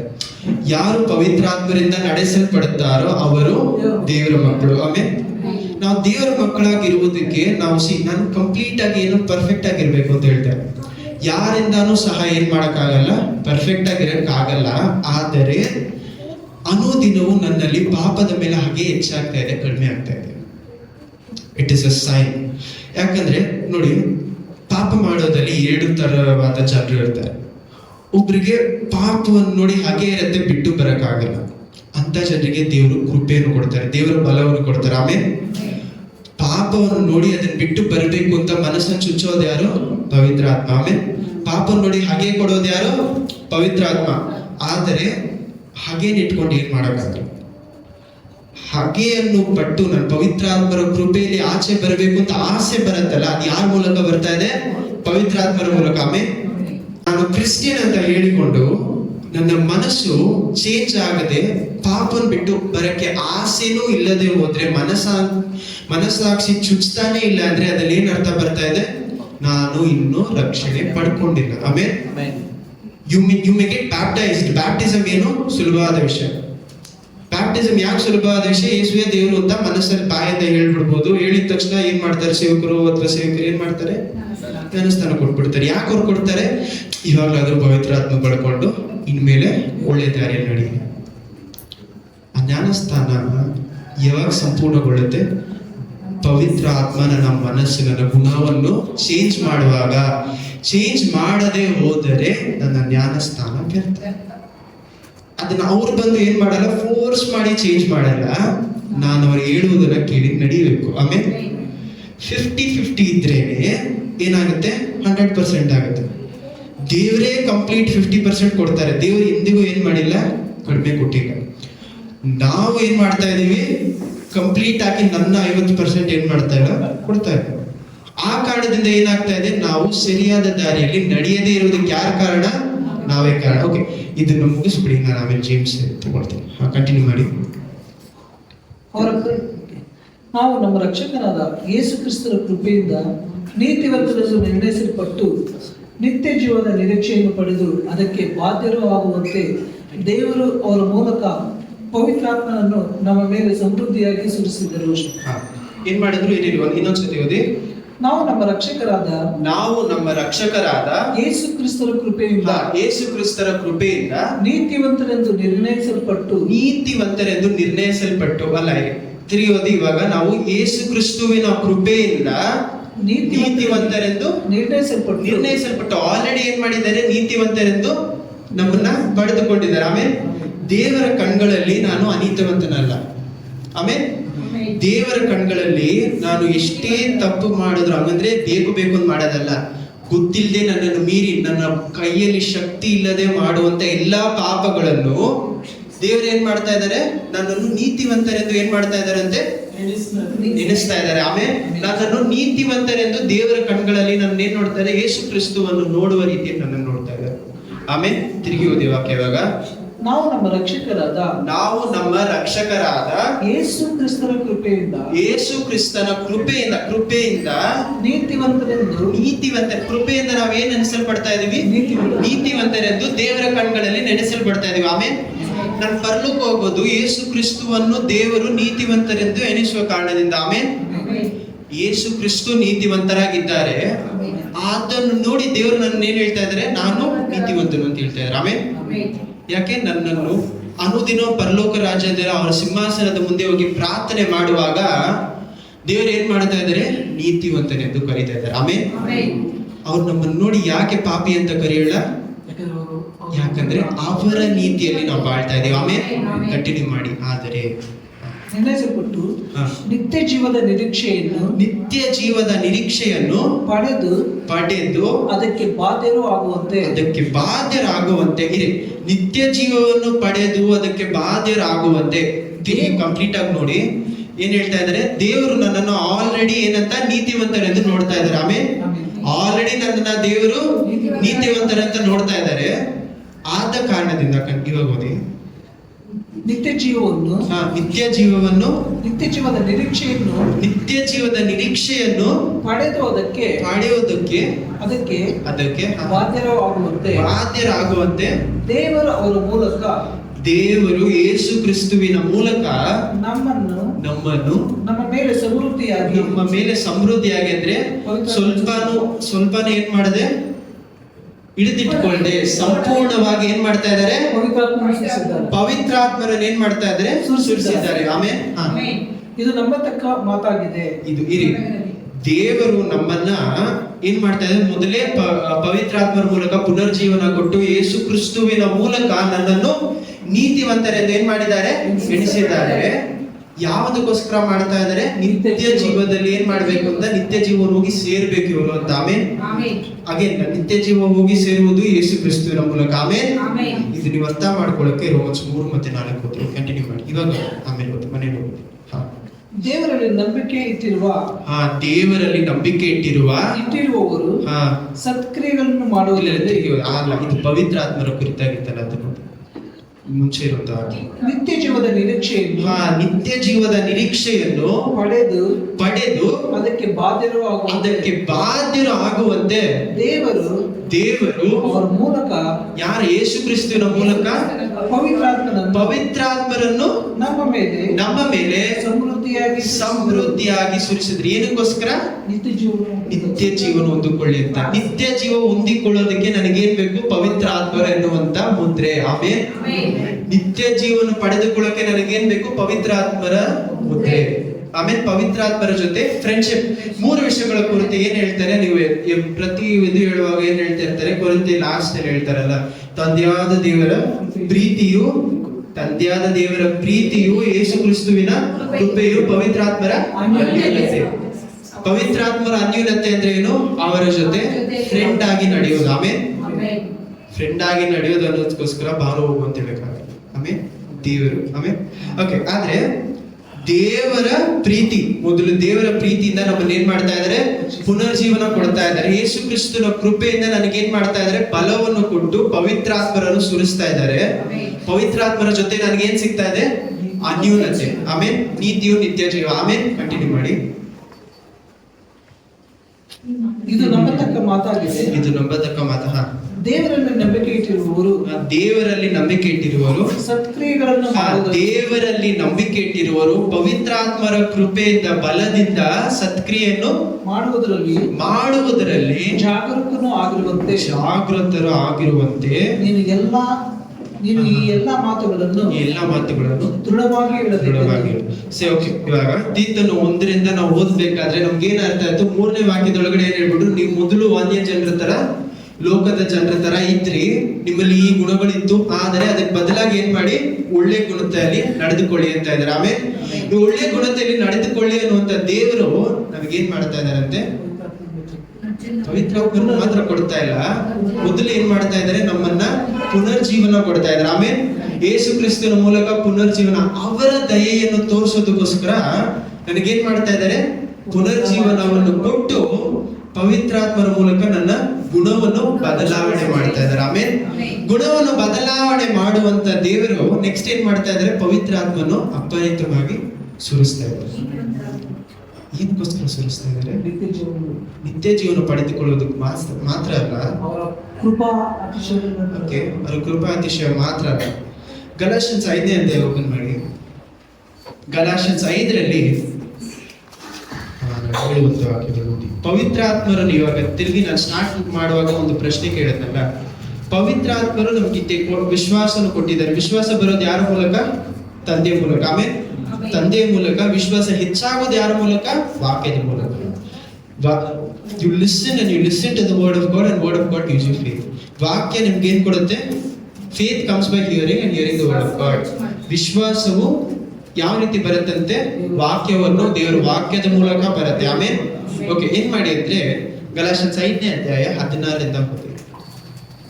ಗಲಾತ್ಯನ್ಸ್ 5ನೇ ಅಧ್ಯಾಯ ವಚನ 16ರಿಂದ 15 ಹೋಗಿ. 15ರಿಂದ ಅಲ್ಲ 14 ಸಾರಿ. ಗಲಾಷ್ಯನ್ಸ್ 5:14 ಹೋಗಿ. ಗಲಾತ್ಯನ್ಸ್ 5ನೇ ಅಧ್ಯಾಯ ವಚನ 14ರಿಂದ 13 ಸಾರಿ 13 ಹೋಗಿ. ಸಾರಿ 13 ಹೋಗಿ. ಗಲಾತ್ಯನ್ಸ್ 5ನೇ ಅಧ್ಯಾಯ ವಚನ 13ರಿಂದ ಸಹೋದರರೇ, ನೀವು ಸ್ವತಂತ್ರರಾಗಿ ಇರಬೇಕೆಂದು ಸ್ವತಂತ್ರರಾಗಿರಬೇಕೆಂದು ದೇವರು ನಿಮ್ಮನ್ನು ಕರೆದರು. ಸ್ವತಂತ್ರರಾಗಿ ಯಾವುದರಿಂದ? ಪಾಪದಿಂದ ಮಾತ್ರ ಅಲ್ಲ, ಪಿಶಾಚ ಕೈ ಕೆಳಗಡೆಯಿಂದ ಸ್ವತಂತ್ರವಾಗಿರುವುದಕ್ಕೂ. ಗಲಾಷ್ಯನ್ಸ್ 5ರಲ್ಲಿ ಯಾವ್ದು ಕುರಿತಾಗಿ ಮಾತಾಡ್ತಾ ಇದ್ದಾರೆ ಅಂದ್ರೆ, ನೀವು ದೇವರ ವಾಕ್ಯವನ್ನು ಅಂದ್ರೆ ದೇವರ ನ್ಯಾಯ ಪ್ರಮಾಣಗಳನ್ನು ಸಂಪೂರ್ಣವಾಗಿ ಕೀಳ್ಪಡೆದು ಏನಾಗ್ತಾ ಇಲ್ಲ, ದೇವರ ಹತ್ರ ಹೋಗ್ತಾ ಇಲ್ಲ ಅಂತ ಹೇಳುವುದನ್ನೇ ಏನ್ ಮಾಡ್ತಾ ಇದ್ದಾರೆ? ಗಲಾಷ್ಯನ್ಸ್ 5ರಲ್ಲಿ ಮಾತಾಡ್ತಾರೆ. ಗಲಾಷ್ಯನ್ಸ್ ಏನ್ ಮಾಡಿದ್ರೆ ಮನೇಲಿ ಹೋಗಿ ಕಂಪ್ಲೀಟ್ ಬುಕ್ ಓದಿ. ಗಲಾಷ್ಯನ್ಸ್ ಮತ್ತೆ ತೀತು ಈ ವಾರದಲ್ಲಿ ಏನ್ ಮಾಡಿ, ಗಲಾಷ್ಯನ್ಸ್ ಮತ್ತೆ ತೀತು ಕಂಪ್ಲೀಟ್ ಆಗಿ ಓದಿ ನೋಡಿ. ಗಲಾಷ್ಯನ್ಸ್ 1ರಿಂದ ಏನ್ ಹೇಳ್ಕೊಂಡ್ ಬರ್ತಾರೆ ಅಂದ್ರೆ, ನೀವು ದೇವರ ಹತ್ರ ನ್ಯಾಯ ಪಡಿಸಲ್ಪಡುವುದು ನನ್ನ ಒಳ್ಳೆ ಗುಣಗಳಿಂದ ಅಲ್ಲ, ಅವರ ಒಳ್ಳೆ ಗುಣಗಳಿಂದ. ಇದಕ್ಕೊಂದು ಎಕ್ಸಾಂಪಲ್ ಕೊಡ್ತಾರೆ. ಯಾವ ಎಕ್ಸಾಂಪಲ್ ಕೊಡ್ತಾರೆ ಅಂದ್ರೆ, ಗಲಾಷ್ಯನ್ಸ್ ಯಾವುದು 3ನೇ ಅಧ್ಯಾಯದಲ್ಲಿ ಒಂದು ಎಕ್ಸಾಂಪಲ್ ಕೊಡ್ತಾರೆ. ಯಾವ ಎಕ್ಸಾಂಪಲ್ ಕೊಡ್ತಾರೆ ಅಂದ್ರೆ, ಮೊದಲು ಏನ್ ಹೇಳ್ತಾರೆ ಅಂದ್ರೆ, ನೀವು ಒಬ್ಬನ ಮಾಲೀಕನಿದ್ದಾನೆ ಅಂದ್ರೆ ಅವನ ಮಗ ಏನಾಗಿರ್ತಾನೆ ಅಂದ್ರೆ ಸ್ವಲ್ಪ ಕಾಲಕ್ಕೆ ಸ್ಲೇವ್ ಆಗಿ ಕೆಲಸ ಮಾಡ್ತಾರೆ. ಏನಕ್ಕೋಸ್ಕರ? ದಾಸತ್ವದಲ್ಲಿ ಕೆಲಸ. ಅವನ ಕೈ ಕೆಳಗಡೆನೆ ಅಡಿಯಾಳಾಗಿ. ಯಾರು? ಓನರ್ನ ಸ್ವಂತ ಮಗ ಆದ್ರೆ ಓಕೆ ಈಗ ಹೇಳ್ತಾ ಇದೆ, ದೇವರ ಸ್ವಂತ ಮಕ್ಕಳೇ ಅಂದ್ರೆ ಓನರ್ನ ಸ್ವಂತ ಮಗು ಏನ್ ಮಾಡ್ತಾ ಇರ್ತಾನಂತೆ? ಜನರ ಜೊತೆ ಜನರು ದಾಸತ್ವದಾಗ ಏನ್ ಮಾಡ್ತಾ ಇರ್ತಾನೆ? ಸೇವೆ ಮಾಡ್ತಾ ಇರ್ತಾನೆ. ಯಾಕೆ? ಅವನಿಗೆ ಬುದ್ಧಿ ಬರ್ಬೇಕು ಅನ್ನೋದಕ್ಕೋಸ್ಕರ, ಅವನಿಗೆ ವಿಷಯಗಳು ಕಲಿಬೇಕು ಅಂತ. ಆದರೆ ಸ್ವಲ್ಪ ಸಮಯ ಆದ್ಮೇಲೆ ಆ ಓನರ್ ಏನ್ ಮಾಡ್ತಾರೆ, ಅವರ ತಂದೆ ಏನ್ ಮಾಡ್ತಾರೆ ಅಂತೆ, ಅವನನ್ನ ತಿರುಗಿ ಮಾಲೀಕನಾಗಿ ಕರೀತಾರಂತೆ. ಆಮೇಲೆ ಈ ವಾಕ್ಯ ಯಾಕಷ್ಟು ಮುಖ್ಯ? ಮನೇಲಿ ಹೋಗಿ ಗಲಾಷ್ಯನ್ಸ್ 3ನೇ ಅಧ್ಯಾಯ ಓದಿ ನೋಡಿ. ಅಲ್ಲಿ ಏನ್ ಹೇಳ್ತಾರೆ, ನೀವು ಮೊದಲು ಪಿಶಾಚಿಯ ಅದು ಮಾತ್ರ ಓದ್ಬೇಡ ಪ್ಲೀಸ್, ಓದ್ತಾ ಇದ್ರೆ ನನ್ನ ಸಮಾಧಾನ ಬರಲ್ಲ. ಗಲಾಷ್ಯನ್ಸ್ 4ನೇ ಅಧ್ಯಾಯ 1, 2, 3 ಕಂಟಿನ್ಯೂಸ್ ಆಗೋದು. ಗಲಾತ್ಯನ್ಸ್ 4ನೇ ಅಧ್ಯಾಯ ವಚನ 1, 2, 3. ಆಗ ನಾನು ಹೇಳುವುದು ಏನೆಂದರೆ, ಬಾಧ್ಯನು ತಾನು ಆಸ್ತಿಗೆಲ್ಲ ಧನಿಯಾಗಿದ್ದರೂ ಬಾಲಕನಾಗಿರುವ ತನಕ ದಾಸನಂತೆ ಇರುವನೇ ಹೊರತು ಬೇರೆ ಇಲ್ಲ. ತಂದೆಯು ನೇಮಿಸಿದ ದಿನದವರೆಗೂ ಪಾಲಕರ ಮತ್ತು ಮನೆಯವರ ಕೈಗಳಿಗೆ ಇರುವನು. ಹಾಗೆಯೇ ನಾವು ಸಹ. ಏನ್ ಹೇಳ್ತಾ ಇದ್ದಾರೆ ಇಲ್ಲಿ? ಅವನು ತಂದೆ ನೇಮಿಸುವ ಸಮಯದವರೆಗೂ ಸ್ಲೇವ್ ಆಗಿರ್ತಾನೆ, ಏನ್ ಮಾಡ್ತಾನೆ? ದಾಸತ್ವದಲ್ಲಿ ಇರ್ತಾನೆ.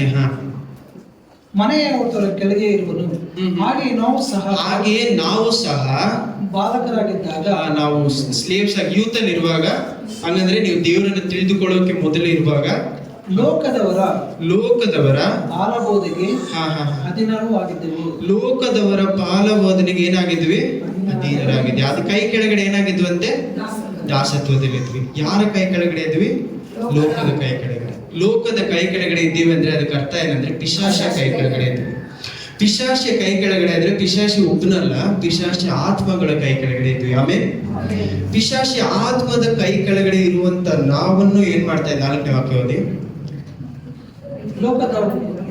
ಆದರೆ ಕಾಲವು ಪರಿಪೂರ್ಣವಾದಾಗ, ಕಾಲವು ಸಮಯಕ್ಕೆ ಬಂದಾಗ ದೇವರು ತನ್ನ ಸ್ವಂತ ಮಗನನ್ನು ಕಳಿಸಿ ಧರ್ಮಶಾಸ್ತ್ರಜ್ಞರಾದವರನ್ನು ವಿಮೋಚಿಸಬೇಕೆಂತಲೂ. ಧರ್ಮಶಾಸ್ತ್ರಧೀನರಾದವರು ಹಂಗಂದ್ರೆ ದೇವರ ನ್ಯಾಯದ ಕೆಳಗಡೆ ಬರಬೇಕಾದ ಮನುಷ್ಯರನ್ನು ವಿಮೋಚಿಸಬೇಕೆಂತಲೂ ಪುತ್ರರ ಪದವಿಯನ್ನು, ತನ್ನ ದೇವರ ಮಕ್ಕಳು ಅನ್ನುವಂತ ಪದವಿಯನ್ನು ನಮಗೆ ದೊರಕಿಸಬೇಕೆಂದು ಅವರು ಸ್ತ್ರೀಯಲ್ಲಿ ಹುಟ್ಟಿದವರಾಗಿ ಧರ್ಮಶಾಸ್ತ್ರವನ್ನು ಸಂಪೂರ್ಣಗೊಳಿಸುವರಾಗಿದ್ದಾರೆ. ಆಮೇಲೆ ಏನ್ ಹೇಳ್ತಾ ಇದ್ದಾರೆ? ನಾವು ಸ್ವಲ್ಪ ಕಾಲಕ್ಕೆ ಏನಾಗಿದ್ವಂತೆ? ಪಿಶಾಚ ಕೈ ಕೆಳಗಡೆ ಇದ್ವಿ. ಯಾಕೆ? ನಾವು ದಾಸತ್ವದಲ್ಲಿ ಇದ್ವಿ. ಏನಕ್ಕೆ ದಾಸತ್ವದಲ್ಲಿ ದೇವರು ಬಿಡ್ತಾರೆ? ನಮ್ಮನ್ನ ದಾಸತ್ವದಲ್ಲಿ ಅನ್ಯ ಜನರಾಗಿ ಬಿಡುವುದಕ್ಕೆ ಕಾರಣ ಕಲಿಬೇಕು ಅಂತ. ನಾವು ಹುಟ್ಟಿದಾಗಿಂದಾನೇ ದೇವರ ಜೊತೆನೇ ಬೆಳೆದು ಬಿಟ್ರೆ ನಮಗೆ ದೇವರ ಕೃಪೆ ಅರ್ಥ ಆಗುತ್ತೆ.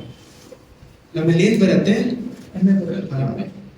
You have to keep reminding yourself why I was saved. ನಾನು ಯಾಕೆ, ಯಾವ ರೀತಿಯಲ್ಲಿ ಇರುವಾಗ ದೇವರು ನನ್ನನ್ನ ಕಾಪಾಡಿದ್ರು ಅಂತ. ಇದನ್ನ ಹೇಳುವಾಗ ನಿಮ್ಮ ಮನಸ್ಸಿನಲ್ಲಿ ಯಾವ್ದಾದ್ರೂ ಒಂದು ಟೆಸ್ಟಮನಿ, ಸಾಕ್ಷಿ ಬರ್ತಾ ಇಲ್ಲ, ಅಥವಾ ಇದರಿಂದ ದೇವ್ರು ನನ್ನನ್ನು ಕಾಪಾಡಿದ್ರ ಬರ್ತಾ ಇಲ್ಲ ಅಂದ್ರೆ ನಿಮ್ಮ ರಕ್ಷಣೆ ಇನ್ನೂ ಸಂಪೂರ್ಣ ಕುಳಿತುಕೊಂಡಿಲ್ಲ ಅಂತ ಅರ್ಥ. ಯಾಕಂದ್ರೆ ಹೋಲಿ ಸ್ಪಿರಿಟ್, ಪವಿತ್ರಾತ್ಮರು ಒಬ್ಬರಲ್ಲಿ ಇದ್ದಾರೆ ಅಂದ್ರೆ ನಮ್ಮನ್ನು ದೇವರು ಯಾವ್ದ್ರಿಂದ ಯಾವ್ದು ಚೇಂಜ್ ಮಾಡಿದ್ರು ಅನ್ನೋದನ್ನ ನಮ್ಗೆ ಏನ್ ಮಾಡ್ತಾರೆ, ತಿಳಿಸಿಕೊಡ್ತಾರೆ. ಆಮೇಲೆ ನಮಗೆ ಆ ತಿಳುವಳಿಕೆ ಬರ್ತಾ ಇಲ್ಲ ಅಂದ್ರೆ ನನ್ನ ಮನಕಣ್ಗಳು ಇನ್ನೂ ಮುಚ್ಚಲ್ಪಟ್ಟಿದೆ ಅಂತ ಅರ್ಥ. Be very careful with your salvation. ರಕ್ಷಣೆ ಹೊಂದ್ಕೊಂಡಿದ್ದೀನಿ ಅಂತ ಏನ್ ಮಾಡಬಾರ್ದು, ಹೆಮ್ಮೆ ಪಡಬಾರ್ದು. ಯಾಕಂದ್ರೆ ನಾನು ನಿಜವಾಗ್ಲೂ ರಕ್ಷಣೆ ಹೊಂದ್ಕೊಂಡಿದ್ರೆ ನನ್ನ ಬಾಯಲ್ಲಿ ಏನಿರುತ್ತೆ, ಒಂದು ಟೆಸ್ಟಿಮನಿ ಇರುತ್ತೆ, ಒಂದು ಸಾಕ್ಷಿ ಇರುತ್ತೆ. ನನ್ನ ಬಾಯಲ್ಲಿ ಒಂದು ಸಾಕ್ಷಿ ಇಮಿಡಿಯೇಟ್ ಆಗಿ ಬರ್ತಾ ಇಲ್ಲ ಮೈಂಡ್ಗೆ ಅಂದ್ರೆ ನಾನು ದೇವರ ಜೊತೆ ನಾನು ಪುನರ್ಜೀವನ ಪಡ್ಕೊಂಡಿರ್ಬೋದು, ಆದ್ರೆ ಪುನರ್ಜೀವನ ಇಟ್ಕೊಂಡು ಏನ್ ಮಾಡಿಲ್ಲ, ನಾನು ನನ್ನ ಗುಣ ಮಾರ್ಪಟ್ಟಿಲ್ಲ. ಗುಣ ಮಾರ್ಪಡದೆ ಹೋದರೆ ರಕ್ಷಣೆ ಸಂಪೂರ್ಣಗೊಳ್ಳುವುದಿಲ್ಲ. ಆಮೇಲೆ ತೀತನು 3ನೇ ಅಧ್ಯಾಯದಲ್ಲಿ ಏನ್ ಹೇಳ್ತಾ ಇದ್ದಾರೆ, ಗುಣ ಮಾರ್ಪಡೋದಕ್ಕೋಸ್ಕರ ಪವಿತ್ರ ಆತ್ಮರನ್ನು ಕೊಟ್ರು. ಆಮೇಲೆ ಗುಣ ಮಾರ್ಪಡದೆ ಹೋದರೆ ನನ್ನ ರಕ್ಷಣೆ ಸಂಪೂರ್ಣಗೊಂಡಿಲ್ಲ. ರಕ್ಷಣೆ ಏನಕ್ಕೂ ಉಪಯೋಗ ಇಲ್ಲ. ಯಾಕೆ ಉಪಯೋಗ ಇಲ್ಲ? ದೇವರು ನಮಗೆ ಪವಿತ್ರಾತ್ಮನ ಕೊಟ್ಟಿದ್ದೆ ನನ್ನ ಗುಣ ಮಾರ್ಪಡಬೇಕು ಅಂತ.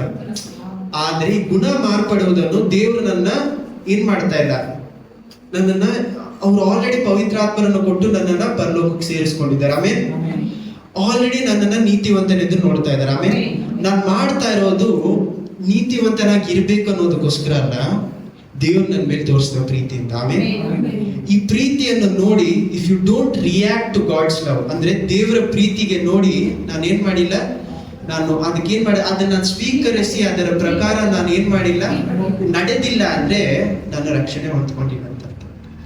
You have to react to God's love. ಯಾವ ರೀತಿ ಅಂದ್ರೆ,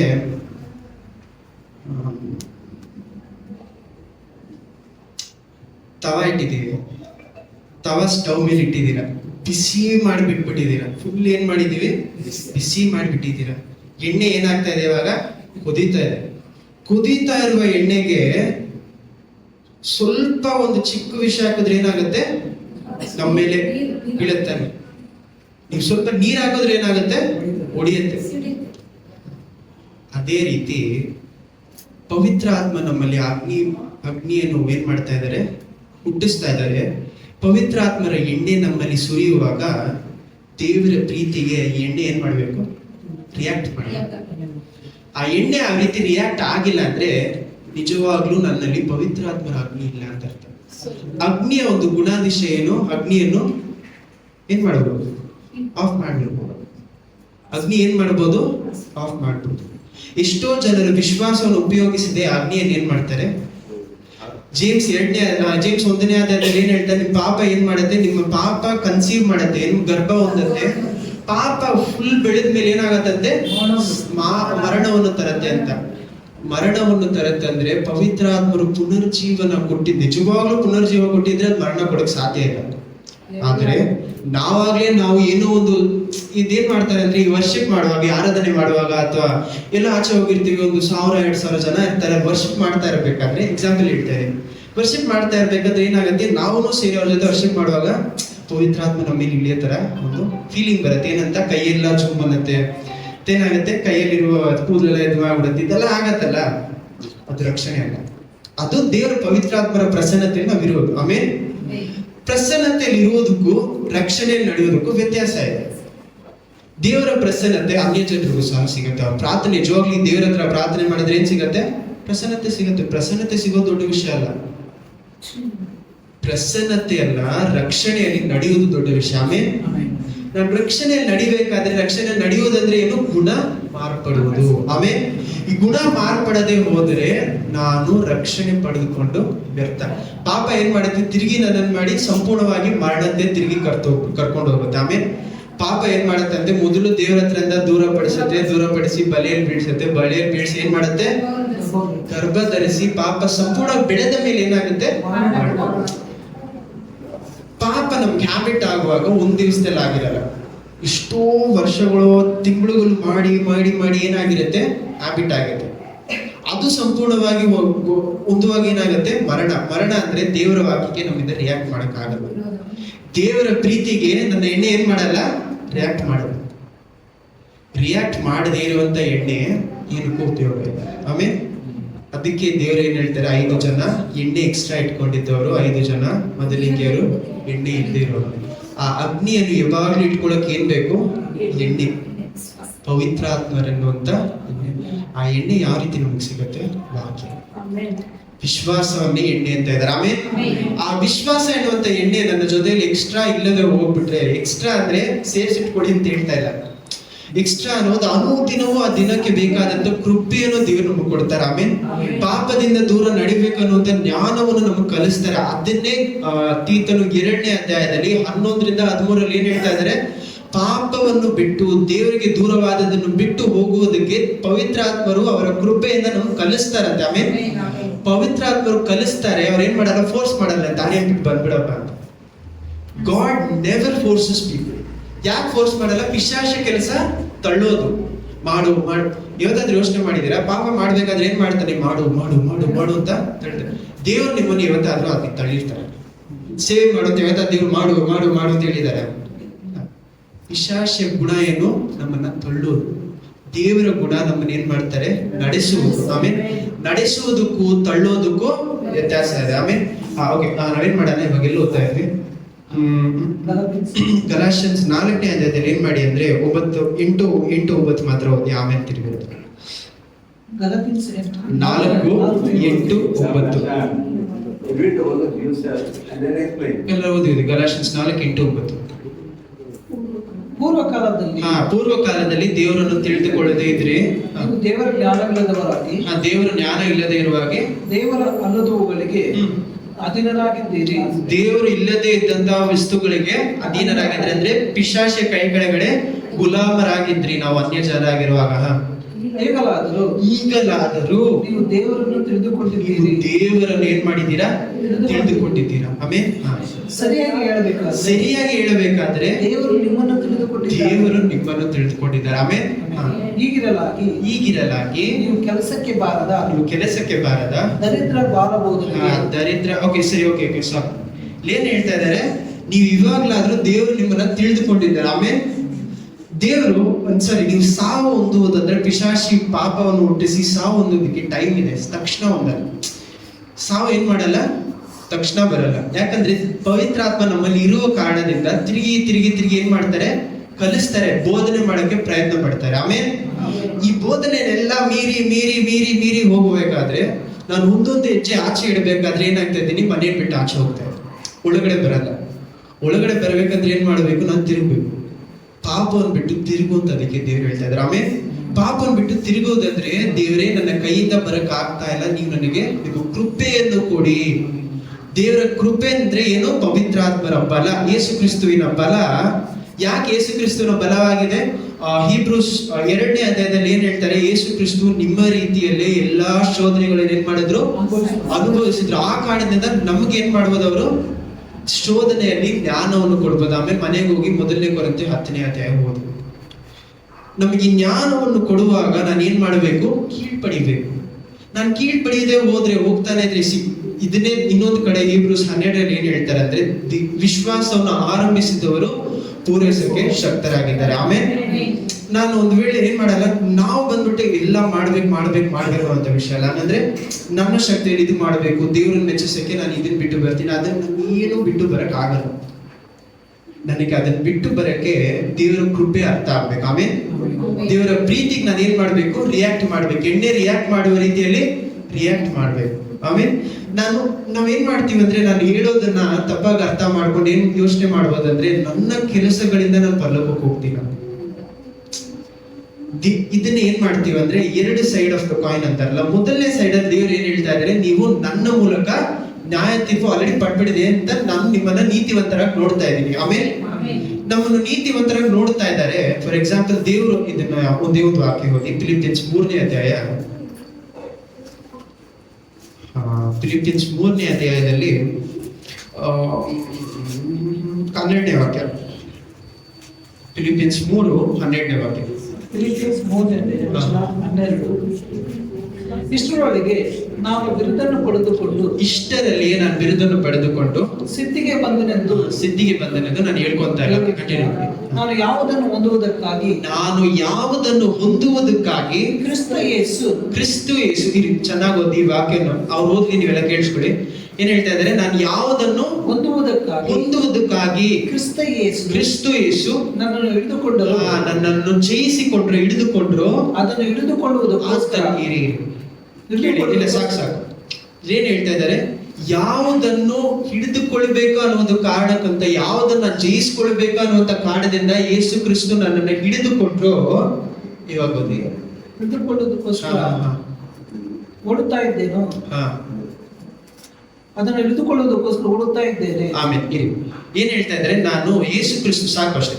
ಯೇಸು ಕ್ರಿಸ್ತು ಏನ್ ಹೇಳ್ತಾ ಇದ್ದಾರೆ? ಪೌಲ್ ಏನ್ ಹೇಳ್ತಾ ಇದ್ದಾರೆ ಅಂದ್ರೆ, ಯಾವುದನ್ನು ಪಡೆದುಕೊಳ್ಬೇಕು ಅನ್ನುವಂತ ದೇವರು ನನ್ನನ್ನು ಜಯಿಸಿದಾರ. ಏನೋ ಒಂದು ವಿಷಯ ಮಾಡ್ಬೇಕು ಅಂತ ದೇವ್ರು ನಮ್ಮನ್ನ ಜಯಿಸಿದಾರ. ಆಮೇಲೆ ಏನೋ ಒಂದು ವಿಷಯ ಅಂದ್ರೆ ನನ್ನ ಗುಣ ಮಾರ್ಪಡಿಸ್ಬೇಕು ಅಂತ. ಆಮೇಲೆ ಈ ಗುಣ ಮಾರ್ಪಡಿಸಿದ್ದಾರೆ ಅಂದ್ರೆ ಆ ಗುಣ ಸಂಪೂರ್ಣಗೊಳ್ಳುವುದು ಯಾವಾಗ? ನಾನು ಸಂಪೂರ್ಣ ಜೀವನ ದೇವರ ದಾರಿ ನಡೆಯುವಾಗ. ಆಮೇಲೆ ದೇವರು ನಾನು ಏನಕ್ಕೊಂದು ಕರೆದಿದ್ದಾರೆ, ಆ ಕರುವಿಕೆಯನ್ನು ನಾನು ಕಂಪ್ಲೀಟ್ ಮಾಡೋದಕ್ಕೋಸ್ಕರ ಓಡ್ತಾ ಇದ್ದೀನಿ ಅಂತಾರೆ. ಆಮೇಲೆ ಹಂಗಂದ್ರೆ ದೇವರು ಏನಕ್ಕೋಸ್ಕರ ಜಯಿಸಿದ್ರು? ಆಲ್ರೆಡಿ ಜಯಿಸಿ ಮುಗಿಸ್ಬಿಟ್ರು. ಆಮೇಲೆ ದೇವರು ನಮ್ಮನ್ನು ಆಲ್ರೆಡಿ ನ್ಯಾಯ ತೀರಿಸಿ ನನ್ನ ಮಕ್ಕಳೇ ಅಂತ ಕರೆದ್ಬಿಟ್ರು. ನಮ್ಮ ಮೇಲೆ ಏನಿಲ್ಲ ದೇವ್ರ ಕೋಪ ಇವಾಗ ಇಲ್ಲ. ಆಮೇಲೆ ದೇವ್ರು ನಮ್ಮನ್ನು ಇದಕ್ಕೋಸ್ಕರ ಕರೆದಿದ್ದಾರೆ. ಅವ್ರು ಏನ್ ಅನ್ಕೊಂಡಿದ್ದಾರೆ? ನನ್ನ ಗುಣ ಕಂಪ್ಲೀಟ್ ಆಗಿದೆ, ನಾನು ನೀತಿವಂತನಾಗಿದ್ದೀನಿ ಅಂತ ಯಾರು ಅನ್ನಿಸ್ಕೊಂಡಿದ್ದಾರೆ?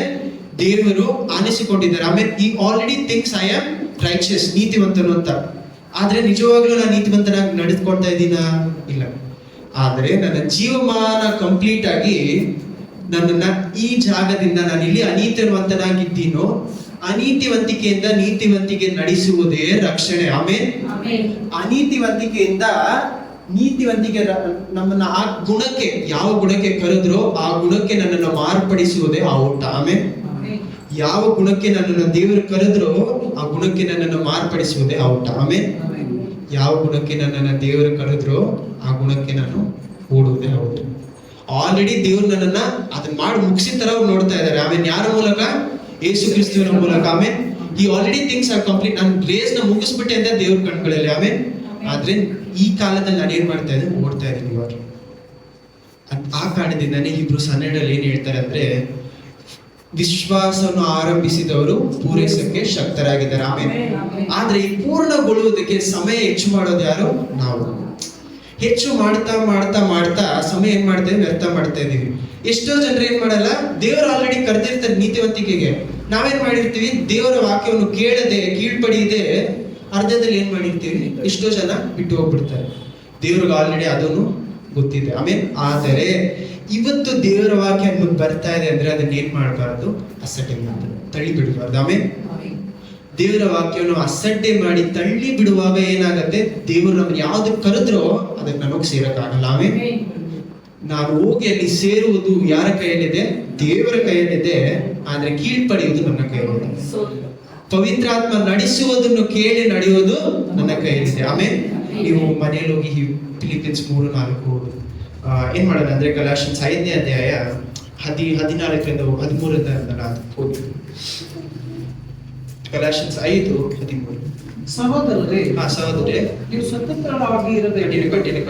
ನೀವು ದೇವರು ನಿಮ್ಮನ್ನು ಕರೆದರು, ಆದ್ರೆ ನಿಮ್ಗಿರುವ ಸ್ವತಂತ್ರವನ್ನು ಸ್ವತಂತ್ರವಾಗಿ ಇರಬೇಕೆಂದು ದೇವರು ನಿಮ್ಮನ್ನ ಕರೆದ್ರು. ಅದಕ್ಕೇನ್ ಅರ್ಥ ಅಂದ್ರೆ, ನಾನು ಇಲ್ಲಿ ಇರ್ಬೇಕಾದ್ರೆ ಯಾವ ರೀತಿ ಬಾಳ್ತೀನೋ ಆ ಬಾಳನ್ನ ಇವಾಗಲೇ ನನಗೆ ಕೊಟ್ಬಿಟ್ರು. ಆಮೇಲೆ ಇಲ್ಲಿ ಇರ್ಬೇಕಾದ್ರೆ ನಾನು ಕಷ್ಟಪಟ್ಟು, ಪರಲೋಕದಲ್ಲಿ ನಾವು ಕಷ್ಟಪಟ್ಟು ನೀತಿವಂತರಾಗಿ ಇರ್ಬೇಕು ಅಂತ ಅವಶ್ಯಕತೆ ಇಲ್ಲ. ಯಾಕೆ? ದೇವ್ರು ನಮ್ಮ ಕಣ್ಮುಂದೆನೆ ಇರ್ತಾರೆ.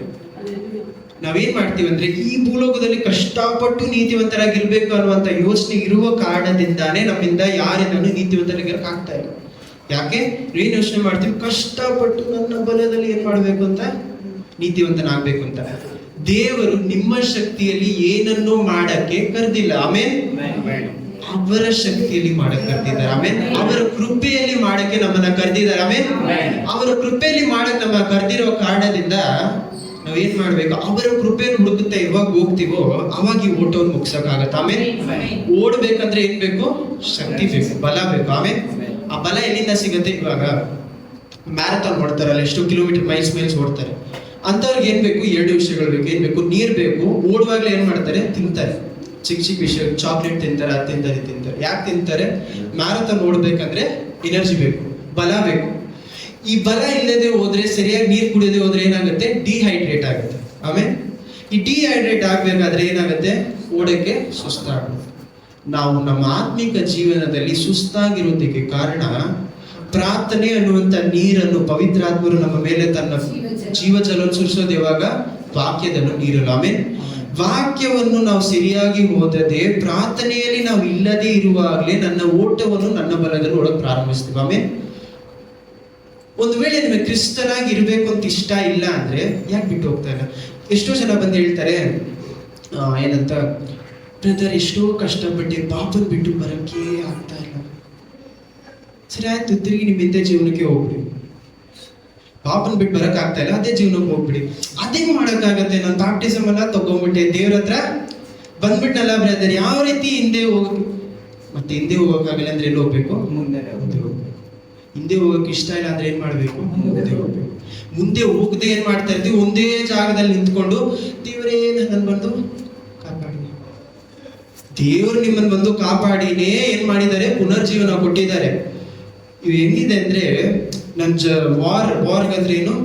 ಯುದ್ಧದ ಭೂಮಿಯಲ್ಲಿ ನಿಂತ್ಕೊಂಡು ಪ್ರೈಮ್ ಮಿನಿಸ್ಟರ್ ಫೋನ್ ಮಾಡ್ಬಿಟ್ಟು, ಅಯ್ಯೋ ನನ್ನ ಕೈಯಲ್ಲಿ ಓಡಕ್ಕಾಗ್ತಾ ಇಲ್ಲ, ಬಂದು ನನ್ನ ಕೈಯಲ್ಲಿ ಏನ್ ಕೊಟ್ಟಿದ್ದಾರೆ? ದೇವರು ವಿಶ್ವಾಸ ಎನ್ನುವಂತ ಕೇಡಿಯವು ಯಾವ ಆಯುಧ ಕೊಟ್ಟಿದ್ದಾರೆ? ದೇವರ ವಾಕ್ಯ ಅನ್ನುವಂತ ಆಯುಧ. ಆಮೇಲೆ ಪಿಶಾಚಿನ ಎದುರಿಸಿ ಯಾರು ಹೋರಾಡಬೇಕು? ನಾನು ಹೋರಾಡಬೇಕು. ಹೋರಾಡುವಂತ ಬಲವನ್ನು ಯಾರು ಕೊಟ್ಟಿದ್ದಾರೆ? ದೇವರು ಕೊಟ್ಟಿದ್ದಾರೆ. ಆಮೇಲೆ ಯಾವಾಗ ನೋಡಿದ್ರು ನಾವು ಪಿಶಾಚಿ ನೋಡಿ ಇವಾಗ ಭಯಪಡ್ತಾ ಹಿಂದೆ ಹೋಗ್ತೀವೋ? ಎಷ್ಟೋ ಜನರಿಗೆ ಇವತ್ತಿಗೂ ಪಿಶಾಚಿನ ಕಂಡ್ರೆ ಭಯ. ದೇವರು ಕಂಡು ಹಿಂದೆ ಇರುವಂತ ಭಯ ಪಿಶಾಚಿ ಕಂಡಷ್ಟು ಭಯ ಇರುತ್ತೆ. ಯಾಕೆ? ನನ್ನ ಬಲ ನನಗೆ ಇನ್ನೂ ಅರ್ಥ ಆಗಿಲ್ಲ. ಆಮೇಲೆ ನನ್ನ ಬಲ ನನಗೆ ಅರ್ಥ ಆಗದೆ ಇರುವಾಗ ನಾನು ಪಿಶಾಚಿನ ಕಂಡು ಏನ್ ಮಾಡಕ್ಕಾಗಲ್ಲ? ಹೋರಾಡಕ್ಕಾಗಲ್ಲ. ನನ್ನ ಬಲ ಅರ್ಥ ಆಗ್ಬೇಕಂದ್ರೆ ಮೊದಲು ವಾಕ್ಯದಲ್ಲಿ ನಡೆಯಕ್ ಪ್ರಾರಂಭಿಸ್ಬೇಕು. ಆಮೇಲೆ ವಾಕ್ಯದಲ್ಲಿ ನಡೆಯದೇ ಇರುವಾಗ ನನ್ನ ಬಲ ನನಗೆ ಅರ್ಥ ಆಗಲ್ಲ. ಅದಕ್ಕೆ ಯೇಸು ಕ್ರಿಸ್ತ ಏನ್ ಹೇಳ್ತಾರೆ? ಸತ್ಯವನ್ನು ತಿಳಿದುಕೊಳ್ಳುವಿರಿ, ಸತ್ಯವು ನಿಮ್ಮನ್ನ ಬಿಡುಗಡೆ ಮಾಡುವುದು. ಪಿಶಾಚಿ ವಿರೋಧವಾಗಿ ದೇವರು ಜಗಳ, ಟೆಂಪ್ಟೇಷನ್, ಶೋಧನೆ ಬರುವಾಗ ಯೇಸು ಕ್ರಿಸ್ತ ಏನ್ ಮಾಡ್ತಾ ಇದ್ದಾರೆ? ವಾಕ್ಯವನ್ನು ಉಪಯೋಗಿಸ್ತಾ ಇದ್ದಾರೆ. ನೀವು ಚೆನ್ನಾಗಿ ನೋಟ್ ಮಾಡಿದ್ರೆ ಗೊತ್ತಿಲ್ಲ, ಫಸ್ಟ್ ಟೈಮ್ ಬಂದು ಏನ್ ಹೇಳ್ತಾನೆ? ಈ ಕಲ್ಲನ್ನು ರೊಟ್ಟಿಗಳಾಗಿ ಮಾಡಿ ಅಂತ. ಕಲ್ಲನ್ನು ರೊಟ್ಟಿಗಳಾಗಿ ಮಾಡು ಅಂತ ಹೇಳುವಾಗ ಅವ್ರು ಏನ್ ಹೇಳ್ತಾರೆ? ಮನುಷ್ಯನು ಬರೀ ರೊಟ್ಟಿಯಿಂದ ಮಾತ್ರ ಅಲ್ಲ ಇದ್ದಂತ. ಸೆಕೆಂಡ್ ಟೈಮ್ ಏನ್ ಹೇಳ್ತಾನೆ? ದೇವರ ವಾಕ್ಯವನ್ನೇ ಉಪಯೋಗಿಸ್ತಾನೆ. ಚೆನ್ನಾಗಿ ಯೋಚನೆ ಮಾಡಿ. ದೇವರ ವಾಕ್ಯವನ್ನೇ ಉಪಯೋಗಿಸಿ ಏನ್ ಮಾಡ್ತಾನೆ? ನೀವು ಬಿದ್ರೆ ಕೈಯಲ್ಲಿ ಹಿಡ್ಕೊಂತಾರೆ, ಯಾರು ದೂತರು ಹಿಡ್ಕೊಂತಾರೆ ಅಂತ ವಾಕ್ಯ ಇದೆಯಲ್ಲ, ಹಂಗಂದ್ರೆ ಬಿದ್ದು ತೋರಿಸಿ. ಅದಕ್ಕೆ ದೇವರು ಏನ್ ಹೇಳ್ತಾರೆ? ದೇವರಾದ ಕರ್ತರನ್ನು, ದೇವರ ವಾಕ್ಯವನ್ನೇ ಟ್ವಿಸ್ಟ್ ಮಾಡಿ ನಿಮ್ಮನ್ನು ಬೀಳ್ಸಕ್ ಪ್ರಾರಂಭಿಸ್ತಾರೆ. ಆಮೇಲೆ ಅದಕ್ಕೆ ಮೊದಲು ವಾಕ್ಯದಲ್ಲಿ ನಾವು ಚೆನ್ನಾಗಿದ್ರೆ ಅವ್ನು ಕೊಡುವಂತ ವಾಕ್ಯಗೆ ಆಪೋಸಿಟ್ ವಾಕ್ಯ ಏನ್ ಮಾಡ್ಬೋದು? ಹೇಳ್ಬೋದು. ಇದನ್ನ ಯೇಸು ಕ್ರಿಸ್ತು ಮಾತ್ರ ಮಾಡ್ಬೇಕು ಅಂತ ಅಲ್ಲ, ಪ್ರತಿಯೊಂದು ಜನರು ಸಭೆಯಲ್ಲಿ ಕ್ರಿಸ್ತುವನಾಗಿರುವಂತ ಪ್ರತಿಯೊಬ್ಬರಿಗೂ ಪರೀಕ್ಷೆ ಬರುವಾಗ ವಾಕ್ಯದಲ್ಲಿ ನಾವು ಇಲ್ಲದೆ ಹೋದ್ರೆ ಬಿದ್ದೋಗ್ತೀವಿ. ಆಮೇಲೆ ಸೇವಕರು ಮಾತ್ರ ವಾಕ್ಯದಲ್ಲಿ ಇರ್ಬೇಕು ಅಥವಾ ವಾಕ್ಯ ಹೇಳೋರು ಮಾತ್ರ ವಾಕ್ಯದಲ್ಲಿ ಇರ್ಬೇಕು ಅಂತಲ್ಲ, ಸಭೆಯಲ್ಲಿ ಇರುವಂತ ಪ್ರತಿಯೊಬ್ರು ವಾಕ್ಯದಲ್ಲಿ ಇರಬೇಕು. ಆಮೇಲೆ ಯಾಕಿರಬೇಕು? ನಿಮ್ಮ ಪರೀಕ್ಷೆನೆ ನೀವು ದಾಟಕ್ಕೆ ನಿಮಗ್ ವಾಕ್ಯ ಬೇಕು. ಆಮೇಲೆ ಒಂದೊಂದು ಪರೀಕ್ಷೆ ಬರುವಾಗ್ಲೂ ಪಾಸ್ಟ್ ಅಂತ ಓಡ್ ಬರೋದಲ್ಲ. ಏನಂತ? ಅಯ್ಯೋ ಸೇವಕರೇ ನನಗೆ ಸಹಾಯ ಮಾಡಿ, ನನ್ನ ಕೈಯಲ್ಲಿ ಆಗ್ತಾ ಇಲ್ಲ, ನನ್ಗೆ ಇದಾಗ್ಬಿಡ್ತು, ನನ್ಗೆ ಅದಾಗ್ಬಿಡ್ತು. ಯಾವಾಗ ನೋಡಿದ್ರು ಏನ್ ಮಾಡ್ತೀವಿ? ಸೇವಕರು ನೋಡ್ಕೊಂಡು ಹೋಗ್ತೀವಿ, ದೇವ್ರು ನೋಡ್ಕೊಂಡು ಹೋಗೋದನ್ನ ಮರ್ತೋಗ್ತೀವಿ. ಯಾಕೆ? ಅನುದಿನವೂ ನನ್ನಲ್ಲಿ ಪ್ರಾರ್ಥನೆ ಇಲ್ಲ. ಆಮೇಲೆ ಪಿಶಾಚಿಗೆ ನಿಮ್ಮನ್ನು ಬೀಳ್ಸೋದು ಅವ್ನಿಗೆ ಇಷ್ಟ ಅಲ್ಲ, ಅವ್ನ ದುಡ್ಡು ಅದು ಅವನ ಏಮ್ ಅಲ್ಲ, ದೇವ್ರ ಹತ್ರ ದೂರ ಮಾಡಿಸೋದು ಅವನ ಏಮ್. ಯಾಕೆ? ಅದು ಸಾವಿಗೆ ಕರ್ಕೊಂಡು ಹೋಗುತ್ತೆ. ಆಮೇಲೆ ಕಂಟಿನ್ಯೂ ಮಾಡಿ 14ನೇ ವಾಕ್ಯ. ನಿನ್ನ ನೆರೆಯವನನ್ನು ನಿನ್ನಂತೆಯೇ ಪ್ರೀತಿಸಬೇಕು, ಪ್ರೀತಿಸು ಎಂಬ ಒಂದೇ ಮಾತಿನಲ್ಲಿ ಧರ್ಮಶಾಸ್ತ್ರವೆಲ್ಲ ಅರ್ಥವಾಗಿದೆ. ನಿನ್ನ ನೆರೆಯವರನ್ನು ನಿನ್ನಂತೆ ಪ್ರೀತಿಸು ಅನ್ನುವಂತ ಒಂದೇ ಮಾತಲ್ಲಿ ಧರ್ಮಶಾಸ್ತ್ರ ಎಲ್ಲ ಮುಗೀತು. ಆಮೇಲೆ ಆದರೆ ನೀವು ಒಬ್ಬರನ್ನೊಬ್ಬರು ಕಚ್ಚಿ ಹರ್ಕೊಂಡು ನುಗ್ಗುವುದಾದ್ರೆ, ಕಚ್ಚಿ ಹರ್ಕೊಂಡು ನುಗ್ಗೋದಾದ್ರೆ ಒಬ್ಬರಿಂದ ಒಬ್ಬರು ನಾಶವಾದಲ್ಲಿ ನೋಡಿ, ಒಬ್ಬರು ನಾಶವಾದ್ರಿ. ಏನ್ ಹೇಳ್ತಾ ಇದಾರೆ ಪೌಲು? ನಿಮ್ಮನ್ನು ದೇವರು ಏನು ಕರೆದಿದ್ದಾರೆ? ಒಬ್ರನ್ನೊಬ್ರು ಪ್ರೀತಿಸಿ ಅಂತ ಕರೀತಾ ಇದ್ದಾರೆ. ನೀವೇನ್ ಮಾಡ್ತಾ ಇದ್ದೀರಾ ಅಂತ? ಒಬ್ರನ್ನೊಬ್ರು ಕಚ್ಚಿ ನುಗ್ಬಿಡ್ತೀರಾ ಅಂತ ಹೇಳ್ತಾ ಇದ್ದಾರೆ. ಯಾವ ಲ್ಯಾಂಗ್ವೇಜ್ ಯೂಸ್ ಮಾಡ್ತಾ ಇದ್ರಲ್ಲಿ? ನಾಯಿಗೆ ಯೂಸ್ ಮಾಡುವಂತ ಲ್ಯಾಂಗ್ವೇಜ್ ಯೂಸ್ ಮಾಡ್ತಾ ಇದ್ದಾರೆ ಪೌಲು. ಏನಂತ? ನಾಯಿ ಕಚ್ಚಿ ನುಗ್ಬಿಡೋದರ ಏನ್ ಮಾಡ್ತಾ ಇದ್ದಾರೆ? ಒಬ್ರನ್ನೊಬ್ರು ಯಾವಾಗ ನುಂಗೋಣ ಅಂತ. ಏನಾದ್ರೂ ಒಂದು ಮಾತು ಬರ್ಲಿ, ಇವತ್ತೇನ್ ಮಾಡೋಣ, ಮನೇಲಿ ಏನಾಗಿರುತ್ತೆ, ಜಗಳ ಆಗಿರುತ್ತೆ. ಜಗಳ ಆಗಿದ ತಕ್ಷಣ ಏನ್ ಮಾಡ್ತಾರೆ, ಏನೋ ಒಂದು ಬರ್ಲಿ, ನಾನು ಏನ್ ಮಾಡ್ತೀನಿ, ಒಂದು ಮಾತು, ಅದೇನೇ ಟಿಪ್ಪಿಂಗ್ ಪಾಯಿಂಟ್ ಅಂತಾರಲ್ಲ, ಟಿಪ್ಪಿಂಗ್ ಪಾಯಿಂಟ್ ಅಂದ್ರೆ ಇನ್ನೇನ್ ಬಿಟ್ಟರೆ ಬಿದ್ದೋಗ್ತಾರೆ ಅನ್ನೋ ತರ. ಆ ತರ ಏನ್ ಬರ್ಲಿ ನಾನು ಹೋಗಿ ಹಿಡ್ಕೊಂಡು, ದೇವ್ರು ಏನ್ ಹೇಳ್ತಾರೆ, ಒಬ್ಬರನ್ನೊಬ್ರು ನಿನ್ನನ್ನು ನಿನ್ನಂತೆ ನಿನ್ನ ದೇವರನ್ನು ಪ್ರೀತಿ ಸ್ವಾಮಿ.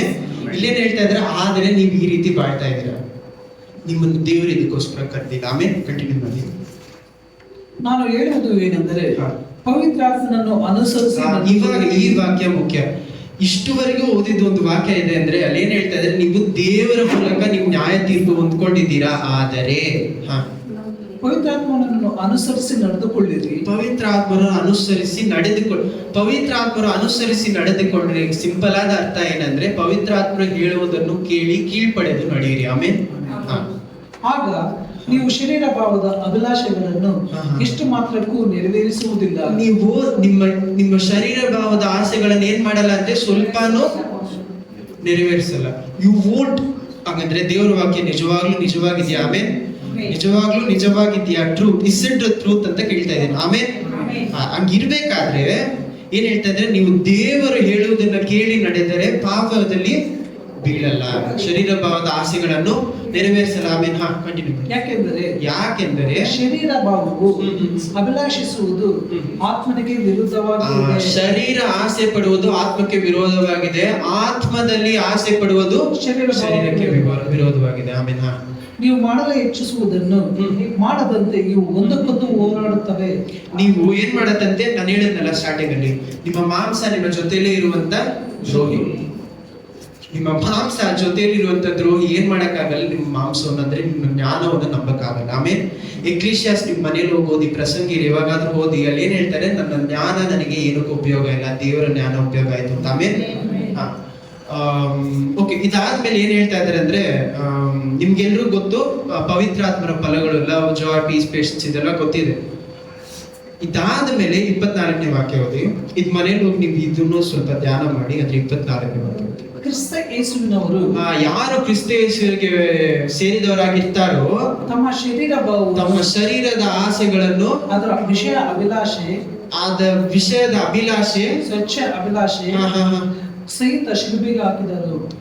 ಶಿಲುಬೆಗೆ ಏನ್ ಮಾಡಿದ್ರಂತೆ, ಯಾರು ಕ್ರಿಸ್ತೋಸಿಗೆ ಸೇರಿದ್ರು ಅದನ್ನ ಶಿಲುಬೆಗೆ ಹಾಕ್ಬಿಡ್ತಾರಂತೆ. ನಿಜವಾಗ್ಲಿ ಇವತ್ತು ನಾವು ನಮ್ಮ ಆಸೆಗಳನ್ನು ಶಿಲುಬೆಗೆ ಹಾಕಿದ್ದೀವಿ? ಪ್ರಶ್ನೆ ಕೇಳ್ತಾ ಇದ್ದೀವಿ. ಯಾಕಂದ್ರೆ ಸತ್ಯವನ್ನು ತಿಳಿದುಕೊಳ್ಳದೆ ನಾವು ನಮ್ಮ ಜೀವನವನ್ನು ಏನೋ ತಾನು ಅಂತ ಕ್ರಿಸ್ತುವಿನಲ್ಲಿ ನಡೀತಾ ಇದ್ದೀವಿ. ಯಾಕೆ ನಮ್ಮಿಂದ ಪವಿತ್ರಾತ್ಮರಲ್ಲಿ ನಡೆಸಲ್ಪಡಕ್ ಆಗ್ತಾ ಇಲ್ಲ? ಪವಿತ್ರಾತ್ಮ ಹೇಳುವುದನ್ನ ಕೇಳಿಸ್ಕೊಳ್ತಾ ಇಲ್ಲ. ಕೇಳಿಸ್ಕೊಳ್ಳುವವರು ನಡೆಯೋದು ಸುಲಭ. ನನಗೇನ್ ಮಾಡ್ಬೇಕು ಅಂತ ಗೊತ್ತಿಲ್ಲದೆ ಇದ್ರೆ ಏನ್ ಮಾಡಬೇಕು ಆಗಲ್ಲ. ಅದಕ್ಕೆ ದೇವರ ವಾಕ್ಯದಲ್ಲಿ ನೆಲೆಯಾಗಿರ್ಬೇಕು. ಆಮೇಲೆ 25.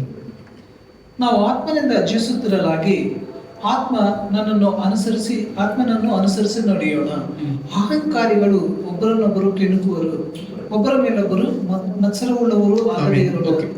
ನಾನು ಇನ್ನು ತೆಗೆದ್ರೆ ಅಷ್ಟು ಇದೆ. ಜೇಮ್ಸ್ 4ನೇ ಅಧ್ಯಾಯದಲ್ಲೂ ಸಹ ದೇವರು ಒಂದು ವಾಕ್ಯವನ್ನು ಹೇಳ್ತಾರೆ.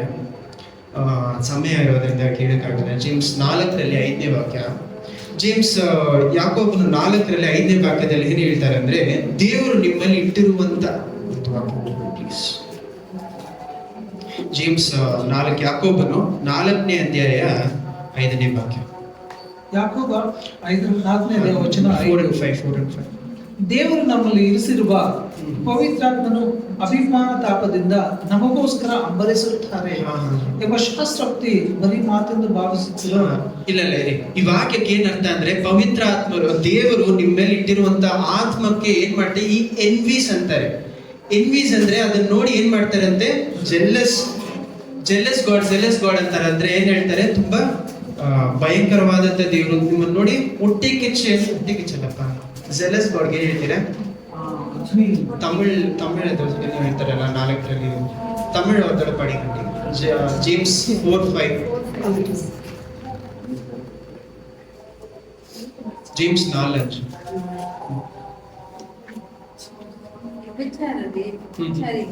அஞ்சாவது நம்மில் வாசமா இருக்கிற ஆவியானவர் நம்மிடத்தில் ವೈರಾಗ್ಯಮ ಇರ್ತಾರೆ. ಆಮೇಲೆ ಈ ವೈರಾಗ್ಯವಾಗಿ ರೋಷವಾಗಿದ್ದಾರೆ. ರೋಷವಾಗಿದ್ದಾರೆ ಅನ್ನೋದಕ್ಕೆ ಕಾರಣ ಏನಂದ್ರೆ ದೇವರ ಆತ್ಮ ನಾವು ನಿಂತ್ಕೊಳ್ಳೋಣ. ನಾವು ರಕ್ಷಣೆ ಹೊಂದಬೇಕಾದ್ರೆ ದೇವರ ಆತ್ಮ ನಮ್ಮ ಆತ್ಮ ಜೊತೆ ಏನಾಗ್ತಾರಂತೆ, ಒಂದಾಗ್ತಾರಂತೆ. ಆಮೇಲೆ ನಾವು ರಕ್ಷಣೆ ಹೊಂದಿಕೊಳ್ಬೇಕಾದ್ರೆ ಅಂದ್ರೆ ನಾನು ಪುನರ್ಜೀವನ ಹೊಂದ್ಕೊಬೇಕಾದ್ರೆ ದೇವರ ಆತ್ಮ ನನ್ನ ಆತ್ಮ ಜೊತೆ ಒಂದಾಗ್ತಾರಂತೆ. ಆಮೇಲೆ ಈ ಹೊಂದಾಣಿಕೆ ಆಗುವಾಗ ಆ ವಾಕ್ಯಕ್ಕೆ ಕರೆಕ್ಟ್ ಆಗಿ ಈ ವಾಕ್ಯ ಏನ್ ಹೇಳ್ತಾರೆ ಅಂದ್ರೆ, ಈ ವಾಕ್ಯದಲ್ಲಿ ಮೊದಲನೇ ವಾರ್ತೆ ಫಸ್ಟ್ ವರ್ಡ್ ಏನ್ ಹೇಳುತ್ತೆ ಅಂದ್ರೆ, ನಿಮ್ಮ ಒಳಗಡೆ ಅಂದ್ರೆ ನಿಮ್ಮ ಒಳಗಡೆ ಇರುವಂತ ಜಗಳ ಎಲ್ಲ ಯಾವ ಕಾರಣದಿಂದ ಬರುತ್ತೆ ಅಂತ ಹೇಳ್ತಾರೆ ನೋಡಿ. ನಮ್ಮ ಒಳಗಡೆ ಇರುವಂತ ಜಗಳ ಅಂದ್ರೆ ನಮ್ಮ ಮಿಡಲ್ ಅಲ್ಲಿ ಇರುವಂತ ಜಗಳ ಮಾತ್ರ ಅಲ್ಲ. 4ರಲ್ಲಿ 1ನೇ ವಾಕ್ಯ ಏನ್ ಹೇಳುತ್ತೆ ನೋಡಿ, ನಿಮ್ಮಲ್ಲಿ ಯುದ್ಧಗಳು ಕಾದಾಟಗಳು ಇಲ್ಲಿಂದ ಉಂಟು. ನಿಮ್ಮಲ್ಲಿ ಅಂದ್ರೆ ನಿಮ್ಮ ಮಧ್ಯದಲ್ಲಿ ಮಾತ್ರ ಅಲ್ಲ. ನಾವು ಈ ವಾಕ್ಯ ಓದುವಾಗ ಸುಲಭವಾಗಿ ಏನ್ ಮಾಡ್ಬಿಡ್ತೀವಿ, ನಮ್ಮ ಮಧ್ಯದಲ್ಲಿ ಇರುವಂತ ಜಗಳ ಅಂತ ಹೇಳ್ತಾರೆ, ಸಭೆಗಳಲ್ಲಿಯೋ ಕುಟುಂಬದಲ್ಲಿಯೋ ಅಂತ. ಆದ್ರೆ ನನ್ನ ಒಳಗಡೆ ನಿಮ್ಮ ಒಳಗಡೆ ನಿಮ್ಮ ಆಸೆಗಳು ನಿಮ್ಮ ಜೊತೆನೆ ಹೋರಾಡುತ್ತಲ್ಲ, ಮಾಂಸ ನಿಮ್ಮ ಜೊತೆ ಹೋರಾಡೋದನ್ನ ಇಲ್ಲಿ ಹೇಳ್ತಾ ಇದ್ದಾರೆ. ಆಮೇಲೆ ಹೌದು, ನಿಮ್ಮ ಯಂತ್ರಗಳಲ್ಲಿ ಹೋರಾಡುವ ಆಶೆಗಳಿಂದಲೇ ಅಲ್ಲವೇ, ನಿಮ್ಮ ಯಂತ್ರಗಳಲ್ಲಿ ಹೋರಾಡುವಂತ ಲೋಕದ ಆಸೆಗಳಿಂದಾನೇ ನಿಮ್ಮ ಒಳಗಡೆನೆ ನೀವೇನ್ ಮಾಡ್ತಾ ಇದ್ದೀರಾ, ದೇವರಿಗೆ ವಿರೋಧವಾಗಿ ಹೋರಾಡ್ತಾ ಇದ್ದೀರಾ. ಇನ್ನೂ ಕ್ರಿಸ್ತುವಲ್ಲಿ ಇರುವಂತಹ ಎಷ್ಟೋ ಜನರು ತಮ್ಮ ಹಳೆ ಪಾಪಗಳನ್ನು ಬಿಡದೆ ದೇವರ ಜೊತೆ ಏನ್ ಮಾಡ್ತಾ ಇರ್ತಾರೆ, ಹೋರಾಡ್ತಾ ಇರ್ತಾರೆ. ದೇವರ ಜೊತೆನೆ ಏನ್ ಮಾಡ್ತಾರೆ, ಹೋರಾಡ್ತಾರೆ.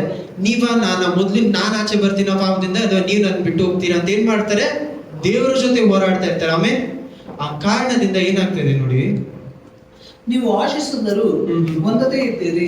ನೀವು ದೇವ್ರ ಹತ್ರ ಕೇಳುವಂತ ಯಾವುದೇ ವಸ್ತುವನ್ನು ಏನ್ ಮಾಡ್ತಾ ಇಲ್ಲ, ದೇವ್ರು ಕೊಡ್ತಾ ಇಲ್ಲ. ನೀವು ಕೇಳಿದ್ರು ಪಡೆದುಕೊಳ್ಳದೆ ಇರೋದಕ್ಕೆ ಕಾರಣ ನೀವು ಕೊಲೆಗಾರರಾಗುವಷ್ಟು ಹೊಟ್ಟೆ ಕಿಚ್ಚು.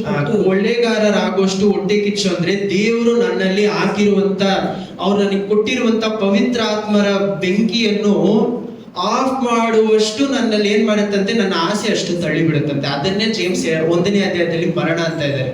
ಆಮೇಲೆ ಜೇಮ್ಸ್ 1ನೇ ಅಧ್ಯಾಯದಲ್ಲಿ ಮರಣ ಅಂತ ಹೇಳೋದೇನು, ನೀವು ಕೊಲೆ ಮಾಡುವಷ್ಟು ಏನ್ ಮಾಡ್ತಾ ಇದ್ದೀರಂತೆ, ಮುಂದೆ ಹೊರಡ್ತಾ ಇದ್ರಿ. ಏನು ಕೊಲೆ ಮಾಡುವಷ್ಟು ಮುಂದೆ ಹೋಗ್ತೀನಿ, ನನ್ನ ಆಸೆ ಅಷ್ಟು ದೂರ ನನ್ನ ಹೇಳ್ಕೊಂಡು ಹೋಗುತ್ತೆ. ಆಮೇಲೆ ಹೌದು, ಹೊಟ್ಟೆ ಕಿಚ್ಚು ಪಟ್ಟಾದರೂ ಸಂಪಾದಿಸಲಾರದೆ ಇದ್ದೀರಿ. ನೀವು ಕಾದಾಡುತ್ತೀರಿ, ಯುದ್ಧ ಮಾಡುತ್ತೀರಿ. ನೀವು ದೇವರನ್ನು ಬೇಡಿಕೊಳ್ಳದೆ ಕಾರಣ ನಿಮ್ಗೇನು ತಿಳಿಯುವುದಿಲ್ಲ. ನೀವು ಬೇಡಿದ್ದನ್ನು ನಿಮ್ಮ ಭೋಗಗಳಿಗಾಗಿ, ನೀವು ಬೇಡಿದ್ದನ್ನು ನಿಮ್ಮ ಭೋಗಗಳ, ನಿಮ್ಮ ಆಸೆಯನ್ನು ಪೂರೈಸೋದಕ್ಕೋಸ್ಕರ ನಿಮ್ಮ ಪ್ರಾರ್ಥನೆ ಇದೆ ಅಂತ. ಒಂದೇ ವಿಷಯ ಮುಗಿಸೋಕ್ ಮುಂಚೆ ನಾನು ಹೇಳ್ಬಿಟ್ಟು ಮುಗಿಸ್ತೀನಿ. ಸ್ಟಾಪ್. ನಮ್ಮ ಪ್ರಾರ್ಥನೆಗಳು ಬದಲಾವಣೆ ಆಗ್ಬೇಕು. ನಮ್ಮ ಪ್ರಾರ್ಥನೆ ಇವಾಗ ಕೂಡ ನೀವು ಏನ್ ಮಾಡ್ತೀರಾ, ಪರಲೋಕದ ಪ್ರಾರ್ಥನೆ ಹೇಳ್ತೀರಾ. ಏನಂತ, ಪರಲೋಕದಲ್ಲಿರುವಂತ ನನ್ನ ತಂದೆ, ನಿಮ್ಮ ರಾಜ್ಯ ಬರಲಿ, ನಿಮ್ಮ ಚಿತ್ತ ನಡೆಯಲಿ ಎಲ್ಲ ಹೇಳ್ತೀರಾ. ಏನಕ್ಕೋಸ್ಕರ ಪ್ರಾರ್ಥನೆ ಅಂತ ದೇವರು ಕೊಟ್ಟರು ನಮಗೆ? ನೀವು ಪ್ರಾರ್ಥನೆ ಮಾಡುವಾಗ ನಿಮ್ಮ ಪ್ರಾರ್ಥನೆ ಈ ರೀತಿ ಇರಬೇಕು ಅಂತ ಎಕ್ಸಾಂಪಲ್ ಕೊಡ್ತಾ ಇದ್ದಾರೆ. ಆಮೇಲೆ ದೇವರು ನಮಗೆ ಪ್ರಾರ್ಥನೆ ಯಾವ ರೀತಿ ಮಾಡಬೇಕು ಅಂತ ಕಲಿಸಿ ಅಂತ ಕೇಳುವಾಗ ಕೊಟ್ಟಿದ್ದ ಪ್ರಾರ್ಥನೆ ಯಾವುದು? ಪರಲೋಕದಲ್ಲಿರುವಂತ ನನ್ನ ತಂದೆ. ನಮ್ಮ ಪ್ರಾರ್ಥನೆ ಯಾವ್ದು ಕುರಿತಾಗಿರ್ಬೇಕು, ಅಲ್ಲಿ ನೀವು ಓದಿ ನೋಡಿ, ಆ ಒಂದು ಪ್ರಾರ್ಥನೆಯಲ್ಲಿ ಯೋಚನೆ ಮಾಡಿ ನೋಡಿ, ಒಂದು ವಿಷಯವಾದ್ರೂ ಲೋಕದ ವಿಷಯವಾಗಿದೆಯಾ? ದೇವರೇ ನನಗೆ ಫೀಸ್ ಕಟ್ಟಕ್ ಆಗ್ತಿಲ್ಲ, ಅಥವಾ ನನಗೆ ದೇವರೇ ಊಟಕ್ಕಿಲ್ಲ, ಅದಕ್ಕಿಲ್ಲ, ಇದಕ್ಕಿಲ್ಲ ಅಂತ ಪ್ರಾರ್ಥನೆ ಇದೆಯಾ? ಅನುದಿನದ ಆಹಾರವನ್ನು ಅದೇ ಮತ್ತೆ 6ರಲ್ಲಿ ಎಷ್ಟೋ ಜನ ಏನ್ ಮಾಡ್ತೀವಿ, ಮತ್ತೆ 6 ನೀವು ಓದ್ಬೇಕಾದ್ರೆ, ಮುಂದುವರೆದು ಓದ್ಬೇಕಾದ್ರೆ ಏನ್ ಹೇಳ್ತಾರೆ, ನೀವು ಲೋಕದ ವಿಷಯಗಳ ಕೇಳಬೇಡಿ, ನಿಮಗೆ ಏನೆಲ್ಲ ಬೇಕೋ ದೇವ್ರಿಗೆ ಆಲ್ರೆಡಿ ತಿಳಿದಿದೆ, ನೀವೇನ್ ಮಾಡಿ ಅಂತ ಹೇಳ್ತಾ ಇದ್ದಾರೆ, ಪರಲೋಕದ ವಿಚಾರವಾಗಿ ಪ್ರಾರ್ಥನೆ. ನಿಮ್ಮ ಆಸೆಗಳೆಲ್ಲ ಎಲ್ಲಿರ್ಬೇಕಂತೆ, ಪರಲೋಕದ ವಿಚಾರವಾಗಿರಿ. ನಿಮ್ಗೆ ಇದೆಲ್ಲ ಏನ್ ಬೇಕೋ ದೇವ್ರು ನಿಮಗೆ ಕೊಡ್ತಾರೆ. ಅದನ್ನೇ ಈ ವಾಕ್ಯದಲ್ಲಿ ಏನ್ ಹೇಳ್ತಾರೆ, ಮನೆಗೆ ಹೋಗಿ ಧ್ಯಾನ ಮಾಡಿ. ಇದ್ರಲ್ಲಿ ಏನ್ ಹೇಳ್ತಾರೆ, ನೀವು ಜೇಮ್ಸ್ 4ನೇ ಅಧ್ಯಾಯದಲ್ಲಿ ನೀವು ದೇವರ ಹತ್ರ ಕೇಳ್ತೀರಾ, ದೇವರ ಹತ್ರ ಕೇಳಿಕೊಂಡು ಸಹ ಪಡೆದುಕೊಳ್ಳದೆ ಕಾರಣ, ನಾನು ಕೇಳುವುದು ನನ್ನ ಆಸೆಗಳಿಗೋಸ್ಕರ ಇದೆ. ನಾನು ಯಾವತ್ತೂ ನನ್ನ ನೀಡ್ಸ್ಗೋಸ್ಕರ ಪ್ರಾರ್ಥನೆ ಮಾಡಬಾರದು. ಚೆನ್ನಾಗಿ ಅರ್ಥ ಮಾಡ್ಕೊಳ್ಳಿ. ನನಗೇನ್ ಬೇಕು, ದೇವರೇ ನನಗೆ ಇದು ಬೇಕು, ಕಾಸು ಬೇಕು, ಹಣ ಬೇಕು, ಅಥವಾ ಎಕ್ಸೆಟ್ರಾ ಏನೇನೋ ಬೇಕು, ನನ್ನ ಮಕ್ಳಿಗೆ ಆಶೀರ್ವಾದ ಬೇಕು, ಅದೆಲ್ಲ ನಮ್ಮ ಪ್ರಾರ್ಥನೆ. ನಮ್ಮ ಪ್ರಾರ್ಥನೆ our father what in heaven ಅಂತ ಹೇಳ್ತಾ ಇದ್ದಾರಲ್ಲ, ಆ ಪ್ರಾರ್ಥನೆ ಕುರಿತಾಗಿ ಸಿಮಿಲರ್ ಆಗಿ ನಮ್ಮ ಪ್ರಾರ್ಥನೆ ಇರ್ಬೇಕು. ಆಮೇಲೆ ಅದಕ್ಕೆ ಸಿಮಿಲರ್ ಆಗಿರ್ಬೇಕಂದ್ರೆ ಆತ್ಮದ ವಿಷಯಗಳ ಕುರಿತಾಗಿ ನಾವು ಪ್ರಾರ್ಥನೆ ಮಾಡಬೇಕು. ಆಮೇಲೆ ನಾನು ಆತ್ಮದ ಪರಲೋಕದ ವಿಷಯಗಳಾಗಿದ್ರೆ ದೇವರೇ ನಿಮ್ಮ ಆತ್ಮದಲ್ಲಿ ಇನ್ನೂ ನಡೆಯೋದಕ್ಕೆ ನನಗೆ ಒಬಿಡಿಯನ್ಸ್ ಕೊಡಿ, ನಾನು ಇನ್ನೂ ಸರಿಯಾಗಿ ನಿಮ್ಮ ಆತ್ಮದ ಫಲಗಳು ನನ್ನ ಹೆಚ್ಚಾಗಬೇಕು, ಅದಕ್ಕೆ ಸಹಾಯ ಮಾಡಿ ಅನ್ನುವಂಥ ಪ್ರಾರ್ಥನೆಯನ್ನು ಬಿಟ್ಟು ಬೇರೆ ಯಾವ ಪ್ರಾರ್ಥನೆ ನನ್ನ ಬಾಯಲ್ಲಿ ಬಿಟ್ಟು ಬರಬಾರದು. ಯಾಕೆ ಬರಬಾರದು? ದೇವರು ನಮ್ಗೆ ಏನೆಲ್ಲ ಬೇಕೋ ಎಲ್ಲವನ್ನು ತಿಳಿದುಕೊಟ್ಟಿದ್ದಾರೆ. ಆಮೇಲೆ ಮತ್ತೆ 6ರಲ್ಲಿ ಆ ವಾಕ್ಯದ ಮೊದಲೇ ಏನ್ ಹೇಳ್ತಾರೆ? God knows everything. ಅನ್ಯ ಜನರ ರೀತಿಯಲ್ಲಿ, ಅನ್ಯ ಜನರ ತರ ಲೋಕದ ವಿಷಯಕ್ಕೋಸ್ಕರ ಪ್ರಾರ್ಥನೆ ಮಾಡಬೇಡಿ ಅಂತಾರೆ. ನಮ್ಮ ಪ್ರಾರ್ಥನೆಗಳೆಲ್ಲ ಯಾವ ರೀತಿ ಇದೆ? ದೇವರೇ ನನಗೆ ಇದು ಬೇಕು, ಅದು ಬೇಕು, ಆರೋಗ್ಯ ಬೇಕು, ಸಂಪತ್ತು ಬೇಕು. ನಾನು ಇಲ್ಲಿ ಸತ್ತೋದ್ರು ನನ್ನ ನಿತ್ಯ ಜೀವ ಇದೆ ಅನ್ನೋದು ನನ್ನ ಮೈಂಡಲ್ಲಿ ಏನಾಗ್ತಾ ಇಲ್ಲ, ಬರ್ತಾ ಇಲ್ಲ. ನಾನು ಇಲ್ಲಿ ಆರೋಗ್ಯವಾಗಿರ್ಬೇಕು ಅಂತ ಆಸೆ ಪಡೋದು ಒಳ್ಳೆ ವಿಷಯ, ನಾನು ತಪ್ಪು ಅಂತ ಹೇಳ್ತಾ ಇಲ್ಲ. ನೀವು ಇಲ್ಲಿ ಸಂಪದವಾಗಿರ್ಬೇಕು, ಸಂತೋಷವಾಗಿರ್ಬೇಕು ಅಂತ ಹೇಳೋದು ತಪ್ಪಲ್ಲ, ನೀವು ಆಸೆ ಪಡ್ಬೋದು. ಆದ್ರೆ ಆ ಆಸೆಗಿಂತ ಅದನ್ನೇ ಸೆಲ್ಫ್ ಕಂಟ್ರೋಲ್ ಆಗೋದು. ಆ ಆಸೆಗಿಂತ ದೇವರ ಆಸೆಯನ್ನು ಅವರ ತರ ನಾನು ಮಾರ್ಪಡ್ಬೇಕು ಅಂತ. ಆಮೇಲೆ ನಾನು ಆ ಪ್ರಾರ್ಥನೆ ಮಾಡುವಾಗ ನನಗೆ ಏನೆಲ್ಲ ಬೇಕೋ ಎಲ್ಲವನ್ನು ದೇವರು ಅವರ ಸಮಯಕ್ಕೆ ಕೊಡ್ತಾರೆ. ಆಮೇಲೆ ನನಗೆಲ್ಲಾ ಒಳ್ಳೇದು ಯಾರ ಹತ್ರದಿಂದ ಬರುತ್ತೆ ಅಂತ ಜೇಮ್ಸ್ 1ನೇ ಅಧ್ಯಾಯದಲ್ಲಿ ಹೇಳ್ತಾರೆ, ದೇವರ ಹತ್ರದಿಂದ ಬರುತ್ತೆ. ಎಲ್ಲ ಒಳ್ಳೇದು ಅವರ ಸಮಯದಲ್ಲಿ ದೇವರು ನಮಗೆ ದಯಪಾಲಿಸ್ತಾರೆ. ಆಮೇಲೆ ನಾನು ಅದನ್ನು ಬಿಟ್ಟು ನನ್ನ ಪ್ರಾರ್ಥನೆ ಯಾವಾಗ ಮನುಷ್ಯರ ವಿಷಯವಾಗಿ ಫಿಲಿಪಿಯನ್ಸ್ 4 ಓದಿ, ಇವಾಗ 3-4 ಓದಿ ಅವಾಗ ಅರ್ಥ ಆಗುತ್ತೆ. ಮನುಷ್ಯರ ವಿಚಾರವಾಗಿ ನನ್ನ ಪ್ರಾರ್ಥನೆ ಇರಬಾರ್ದು, ಮಾಂಸದ ವಿಚಾರವಾಗಿ ಪ್ರಾರ್ಥನೆ ಇರಬಾರ್ದು. ಗಲಾಷನ್ಸ್ 6ನೇ ಅಧ್ಯಾಯ, ಅದು ಮಾತ್ರ ಪ್ಲೀಸ್ ಓದ್ಬಿಡಿ, ತುಂಬಾ ಇಂಪಾರ್ಟೆಂಟ್ ಆದ ವಾಕ್ಯ. ಗಲಾಷನ್ಸ್ 6ರಲ್ಲಿ You read, you make. Very importantly, reading, it takes a lot of time. ಗಲಾಷನ್ಸ್ 6ರಲ್ಲಿ 7 ಮತ್ತೆ 8 ಪ್ಲೀಸ್. ಗಲಾತ್ಯನ್ಸ್ 6ನೇ ಅಧ್ಯಾಯ ವಚನ 7 ಮತ್ತು 8. ಮೋಸ ಹೋಗಬೇಡಿ. ಪ್ರಾರ್ಥನೆ ತಪ್ಪಾಗಿ ಮಾಡಿ ಮೋಸ ಹೋಗ್ಬೇಡ್ರಿ. ದೇವರು ತಿರಸ್ಕಾರ ಸಹಿಸುವರಲ್ಲ. ನನ್ನ ಪ್ರಾರ್ಥನೆ ಯಾವಾಗ್ಲೂ ಭೂಲೋಕದ ವಿಷಯ, ಲೋಕದ ವಿಷಯವಾಗಿದ್ರೆ ನನ್ನ ಪ್ರಾರ್ಥನೆ ಏನಕ್ಕೂ ಉಪಯೋಗ ಇಲ್ಲ. ಆಮೇಲೆ ಮನುಷ್ಯನು ತಾನು ಏನು ಬಿತ್ತುತ್ತಾನೋ ಅದನ್ನೇ ಕೊಯ್ತಾನೆ. ತನ್ನ ಶರೀರ ಭಾವವನ್ನು ಕುರಿತು, ಶರೀರ ಈ ಲೋಕದ ಆಸೆಗಳ ಕುರಿತಾಗಿ ಬಿತ್ತುವವನು ಆ ಭಾವದಿಂದ ನಾಶವನ್ನು, ಅದರಿಂದ ಸಾವನ್ನು ಪಡೆದುಕೊಳ್ತಾನೆ. ಆತ್ಮದ ಕುರಿತು ಆತ್ಮದ ವಿಷಯಗಳಾಗಿ ಬಿತ್ತುವವನು ಆತ್ಮದಿಂದ ನಿತ್ಯ ಜೀವವನ್ನು ಕೊಯ್ತಾನೆ. ಆಮೇಲೆ ನಾವು ಎಲ್ಲಿ ಇವತ್ತು ಬಿತ್ತನೆ ಮಾಡ್ತಾ ಇದ್ದೀವಿ? ನನ್ನ ಪ್ರಾರ್ಥನೆ ಎಲ್ಲಿ ಬಿತ್ತನೆ ಮಾಡ್ತಾ ಇದ್ದೀವಿ? ನನ್ನ ವಾಕ್ಯ ಎಲ್ಲಿ ಬಿತ್ತನೆ ಮಾಡ್ತಾ ಇದ್ದೀವಿ? ನಿಜವಾಗ್ಲೂ ದೇವರ ರಾಜ್ಯಕ್ಕೆ ಕುರಿತಾಗಿ, ದೇವರ ನೀತಿಗೂ ಒಳಪಡುವಂತ ಪ್ರಾರ್ಥನೆ ಆಗಿದ್ಯಾ ಅಥವಾ ಲೋಕದ ವಿಷಯ ಆಗಿದೆ? ನಮ್ಮ ಪ್ರಾರ್ಥನೆ ಯಾವ ರೀತಿ? ದೇವರೇ ಸಾಮ್ 20:19 ಓದ್ಬಿಟ್ಟು ಏನ್ ಹೇಳ್ತೀವಿ? ದೇವರೇ ಇವತ್ತು ನಾನು ಆಚೆ ಹೋಗ್ತಾ ಇದ್ದೀನಿ, ಕಾಪಾಡಿ, ಇಲ್ಲಿ ಓಡ್ತಾ ಇದ್ದೀನಿ, ಕಾಪಾಡಿ, ಅದು ಮಾಡಿ, ಇದು ಮಾಡಿ. ನೀವು ಹೇಳ್ತಾ ಇದ್ರೆ ದೇವ್ರು ನಿಮ್ಮನ್ನು ಕಾಪಾಡಲ್ವಾ? ಪ್ರಶ್ನೆ ಕೇಳ್ತಾ ಇದ್ದೀನಿ. ದೇವ್ರ ವಾಕ್ಯ ಏನ್ ಹೇಳ್ತಾ ಇದೆ? ನೀವು ನಿದ್ದೆ ಮಾಡುವಾಗ್ಲೂ ಸಹ ಎದ್ದಿರುವಂತ ದೇವ್ರು, ಅವ್ರು ನಿದ್ದೆನೆ ಮಾಡಲ್ಲ ಅಂತ ದೇವ್ರ ವಾಕ್ಯ ಇದೆ. ಅಂತ ದೇವ್ರ ಹತ್ರ ನಾನು ಹೋಗಿ ದೇವ್ರೆ ನಾನು ಕಾಪಾಡಿ ಅನ್ನೋ ದೊಡ್ಡ ಪ್ರೇಯರ್ ಅಲ್ಲ, ಮಾಡಿ ತಪ್ಪಾದ ವಿಷಯ ಅಲ್ಲ. ಚಿಕ್ಕ ಮಕ್ಳಿಗೆ ಅದು ಪ್ರಾರ್ಥನೆ ಕಲಿಸ್ಬೋದು. ದೊಡ್ಡವರಾಗಿರುವಂತ ನೀವು ದೇವರೇ ಇವತ್ತು ನಾನು ಆಚೆ ಹೋಗುವಾಗ ಆತ್ಮದಲ್ಲಿ ನಡಿಬೇಕು ಅಂತ ಪ್ರಾರ್ಥನೆ ಮಾಡ್ಬೇಕು. ಆಮೇಲೆ ನನ್ನ ಗುಣಾತಿಶಯಗಳು ಏನ್ ಮಾಡ್ಬೇಕು ಅಂತ ಪವಿತ್ರ ಆತ್ಮನ ಗುಣವನ್ನು ತೋರಿಸ್ಬೇಕು ಅನ್ನುವಂತ ಪ್ರಾರ್ಥನೆ ಆಗಿರ್ಬೇಕು. ಆಮೇಲೆ ನನ್ನ ಪ್ರಾರ್ಥನೆ ಯಾವಾಗ ಪರಮಂಡಲದಿರುವಂತ ತಂದೆ ಅನ್ನುವಂತ ಪ್ರಾರ್ಥನೆ ಮನಸ್ಸಿಂದ ಬರುತ್ತೋ, ಲೋಕದ ಆಸೆಗಳನ್ನು ಬಿಟ್ಟು ಪ್ರಾರ್ಥನೆ ಮಾಡ್ತೀವೋ, ಅವಾಗ ನಾವು ಆತ್ಮದಲ್ಲಿ ನಡೆಸಲ್ಪಡ್ತೀವಿ. ಆಮೇಲೆ ಆತ್ಮದಲ್ಲಿ ನಡೆಸಲ್ಪಡುವವರು ದೇವರು. ಪ್ರಾರ್ಥನೆ. ದೇವರೇ ನಿಮಗೆ ಸ್ತೋತ್ರ ಸ್ತೋತ್ರ ಸ್ತೋತ್ರ ಸ್ತೋತ್ರ ಸ್ತೋತ್ರ ಅಪ್ಪ. ನೀವು ಒಳ್ಳೆಯ ಕೃಪೆ ಸದಾಕಾಲವಾಗಿ ಸ್ತೋತ್ರ ಅಪ್ಪ. ನಿಮ್ಮ ವಾಕ್ಯವನ್ನು ಹೇಳುವಾಗ ಎಷ್ಟು ಜನರು ಮನಸ್ಸನ್ನು ತೆರೆದು ಕೇಳಿಕೊಟ್ರು ಅಪ್ಪ. ವಾಕ್ಯ ಅವ್ರ ಮನಸ್ಸಿಗೆ ಹೋಗಿ ಸೇರಕ್ಕೆ ಸಹಾಯ ಮಾಡಿ ಅಪ್ಪ. ಬಿದ್ದಿರುವಂತ ವಾಕ್ಯಗಳು ವ್ಯರ್ಥವಾಗಿ ಹೋಗದಂತೆ ಆ ವಾಕ್ಯವನ್ನು ಅಪ್ಪ ಸ್ತೋತ್ರ ಸಂಪೂರ್ಣಗೊಳಿಸೋದು ನೀವು. ಆ ವಾಕ್ಯವನ್ನು ಸಂಪೂರ್ಣವಾಗಿ ಅರ್ಥ ಮಾಡಿಸೋದು ನೀವು ದೇವರೇ. ಅವರು ಅರ್ಥ ಮಾಡಿಕೊಟ್ಟು ಈ ವಾಕ್ಯದ ಫಲವನ್ನು ಅವ್ರು ಅನುಭವಿಸಕ್ಕೆ ಸಹಾಯ ಮಾಡಿ. ಭೂಲೋಕದಲ್ಲಿರುವಂತ ಎಲ್ಲಾ ವಿಷಯಗಳನ್ನು ಸರಿಯಾದ ಸಮಯದಲ್ಲಿ ನೀವು ದಯಪಾಲಿಸ್ತೀರಾ ದೇವರೇ.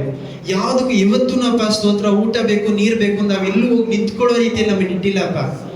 ಆದ್ರೆ ಆತ್ಮದಲ್ಲಿ ನಾವು ನೀರು ಇಲ್ಲದೆ, ಊಟ ಇಲ್ಲದೆ ಎಷ್ಟೋ ಜನ ಬಾಳ್ತಾ ಇದೀವಪ್ಪ.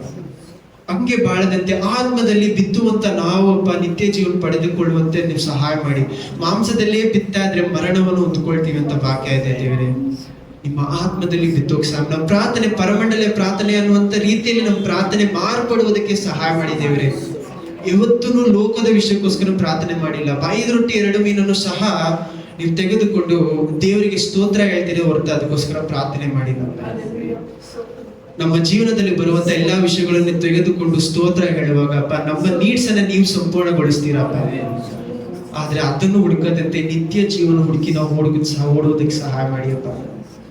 ನಾವು ಮನಸ್ಸಲ್ಲಿ ಇರುವಂತಹ ಒಂದಪ್ಪ ಕಲ್ಲಾಗಿರುವಂತಹ ಮನಸ್ಸನ್ನು ನೀವು ಮೃದು ಮಾಡಿದಕ್ಕಾಗಿ ಸ್ತೋತ್ರ. ಪವಿತ್ರ ಆತ್ಮರ ಎಣ್ಣೆಯನ್ನು ಸುರಿಸಿ ನೀವು ಪ್ರತಿಯೊಬ್ಬರಲ್ಲೂ ಅಗ್ನಿಯನ್ನೊಬ್ಬ ಹಿಂತಿರುಗಿ ನೀವು ಕೊಟ್ಟಿದ್ದಕ್ಕಾಗಿ ಸ್ತೋತ್ರ. ಅಗ್ನಿಯನ್ನೊಬ್ಬ ಸ್ತೋತ್ರ, ನಿಮ್ಮ ಎಣ್ಣೆಯನ್ನು ನೀವು ಸುರಿಸುವಾಗ ಅದ್ರಲ್ಲಿ ನೀವು ಬಾಳೋದಕ್ಕೆ ಸಹಾಯ, ನಿಮ್ಮ ಪ್ರೀತಿಯನ್ನು ಕೊಂಡು ನಿಮ್ಮ ದಯೆಯನ್ನು ಕೊಂಡು ನಡೆಯೋದಕ್ಕೆ ಸಹಾಯ ಮಾಡಿ. ತಾಯಿ ಪ್ರಾರ್ಥನೆಯನ್ನು ಯೇಸು ಕ್ರಿಸ್ತ ನಾಮದಲ್ಲಿ ಬೇಡಿದ್ದೇವೆ ತಂದೆಯೇ. ಆಮೆನ್.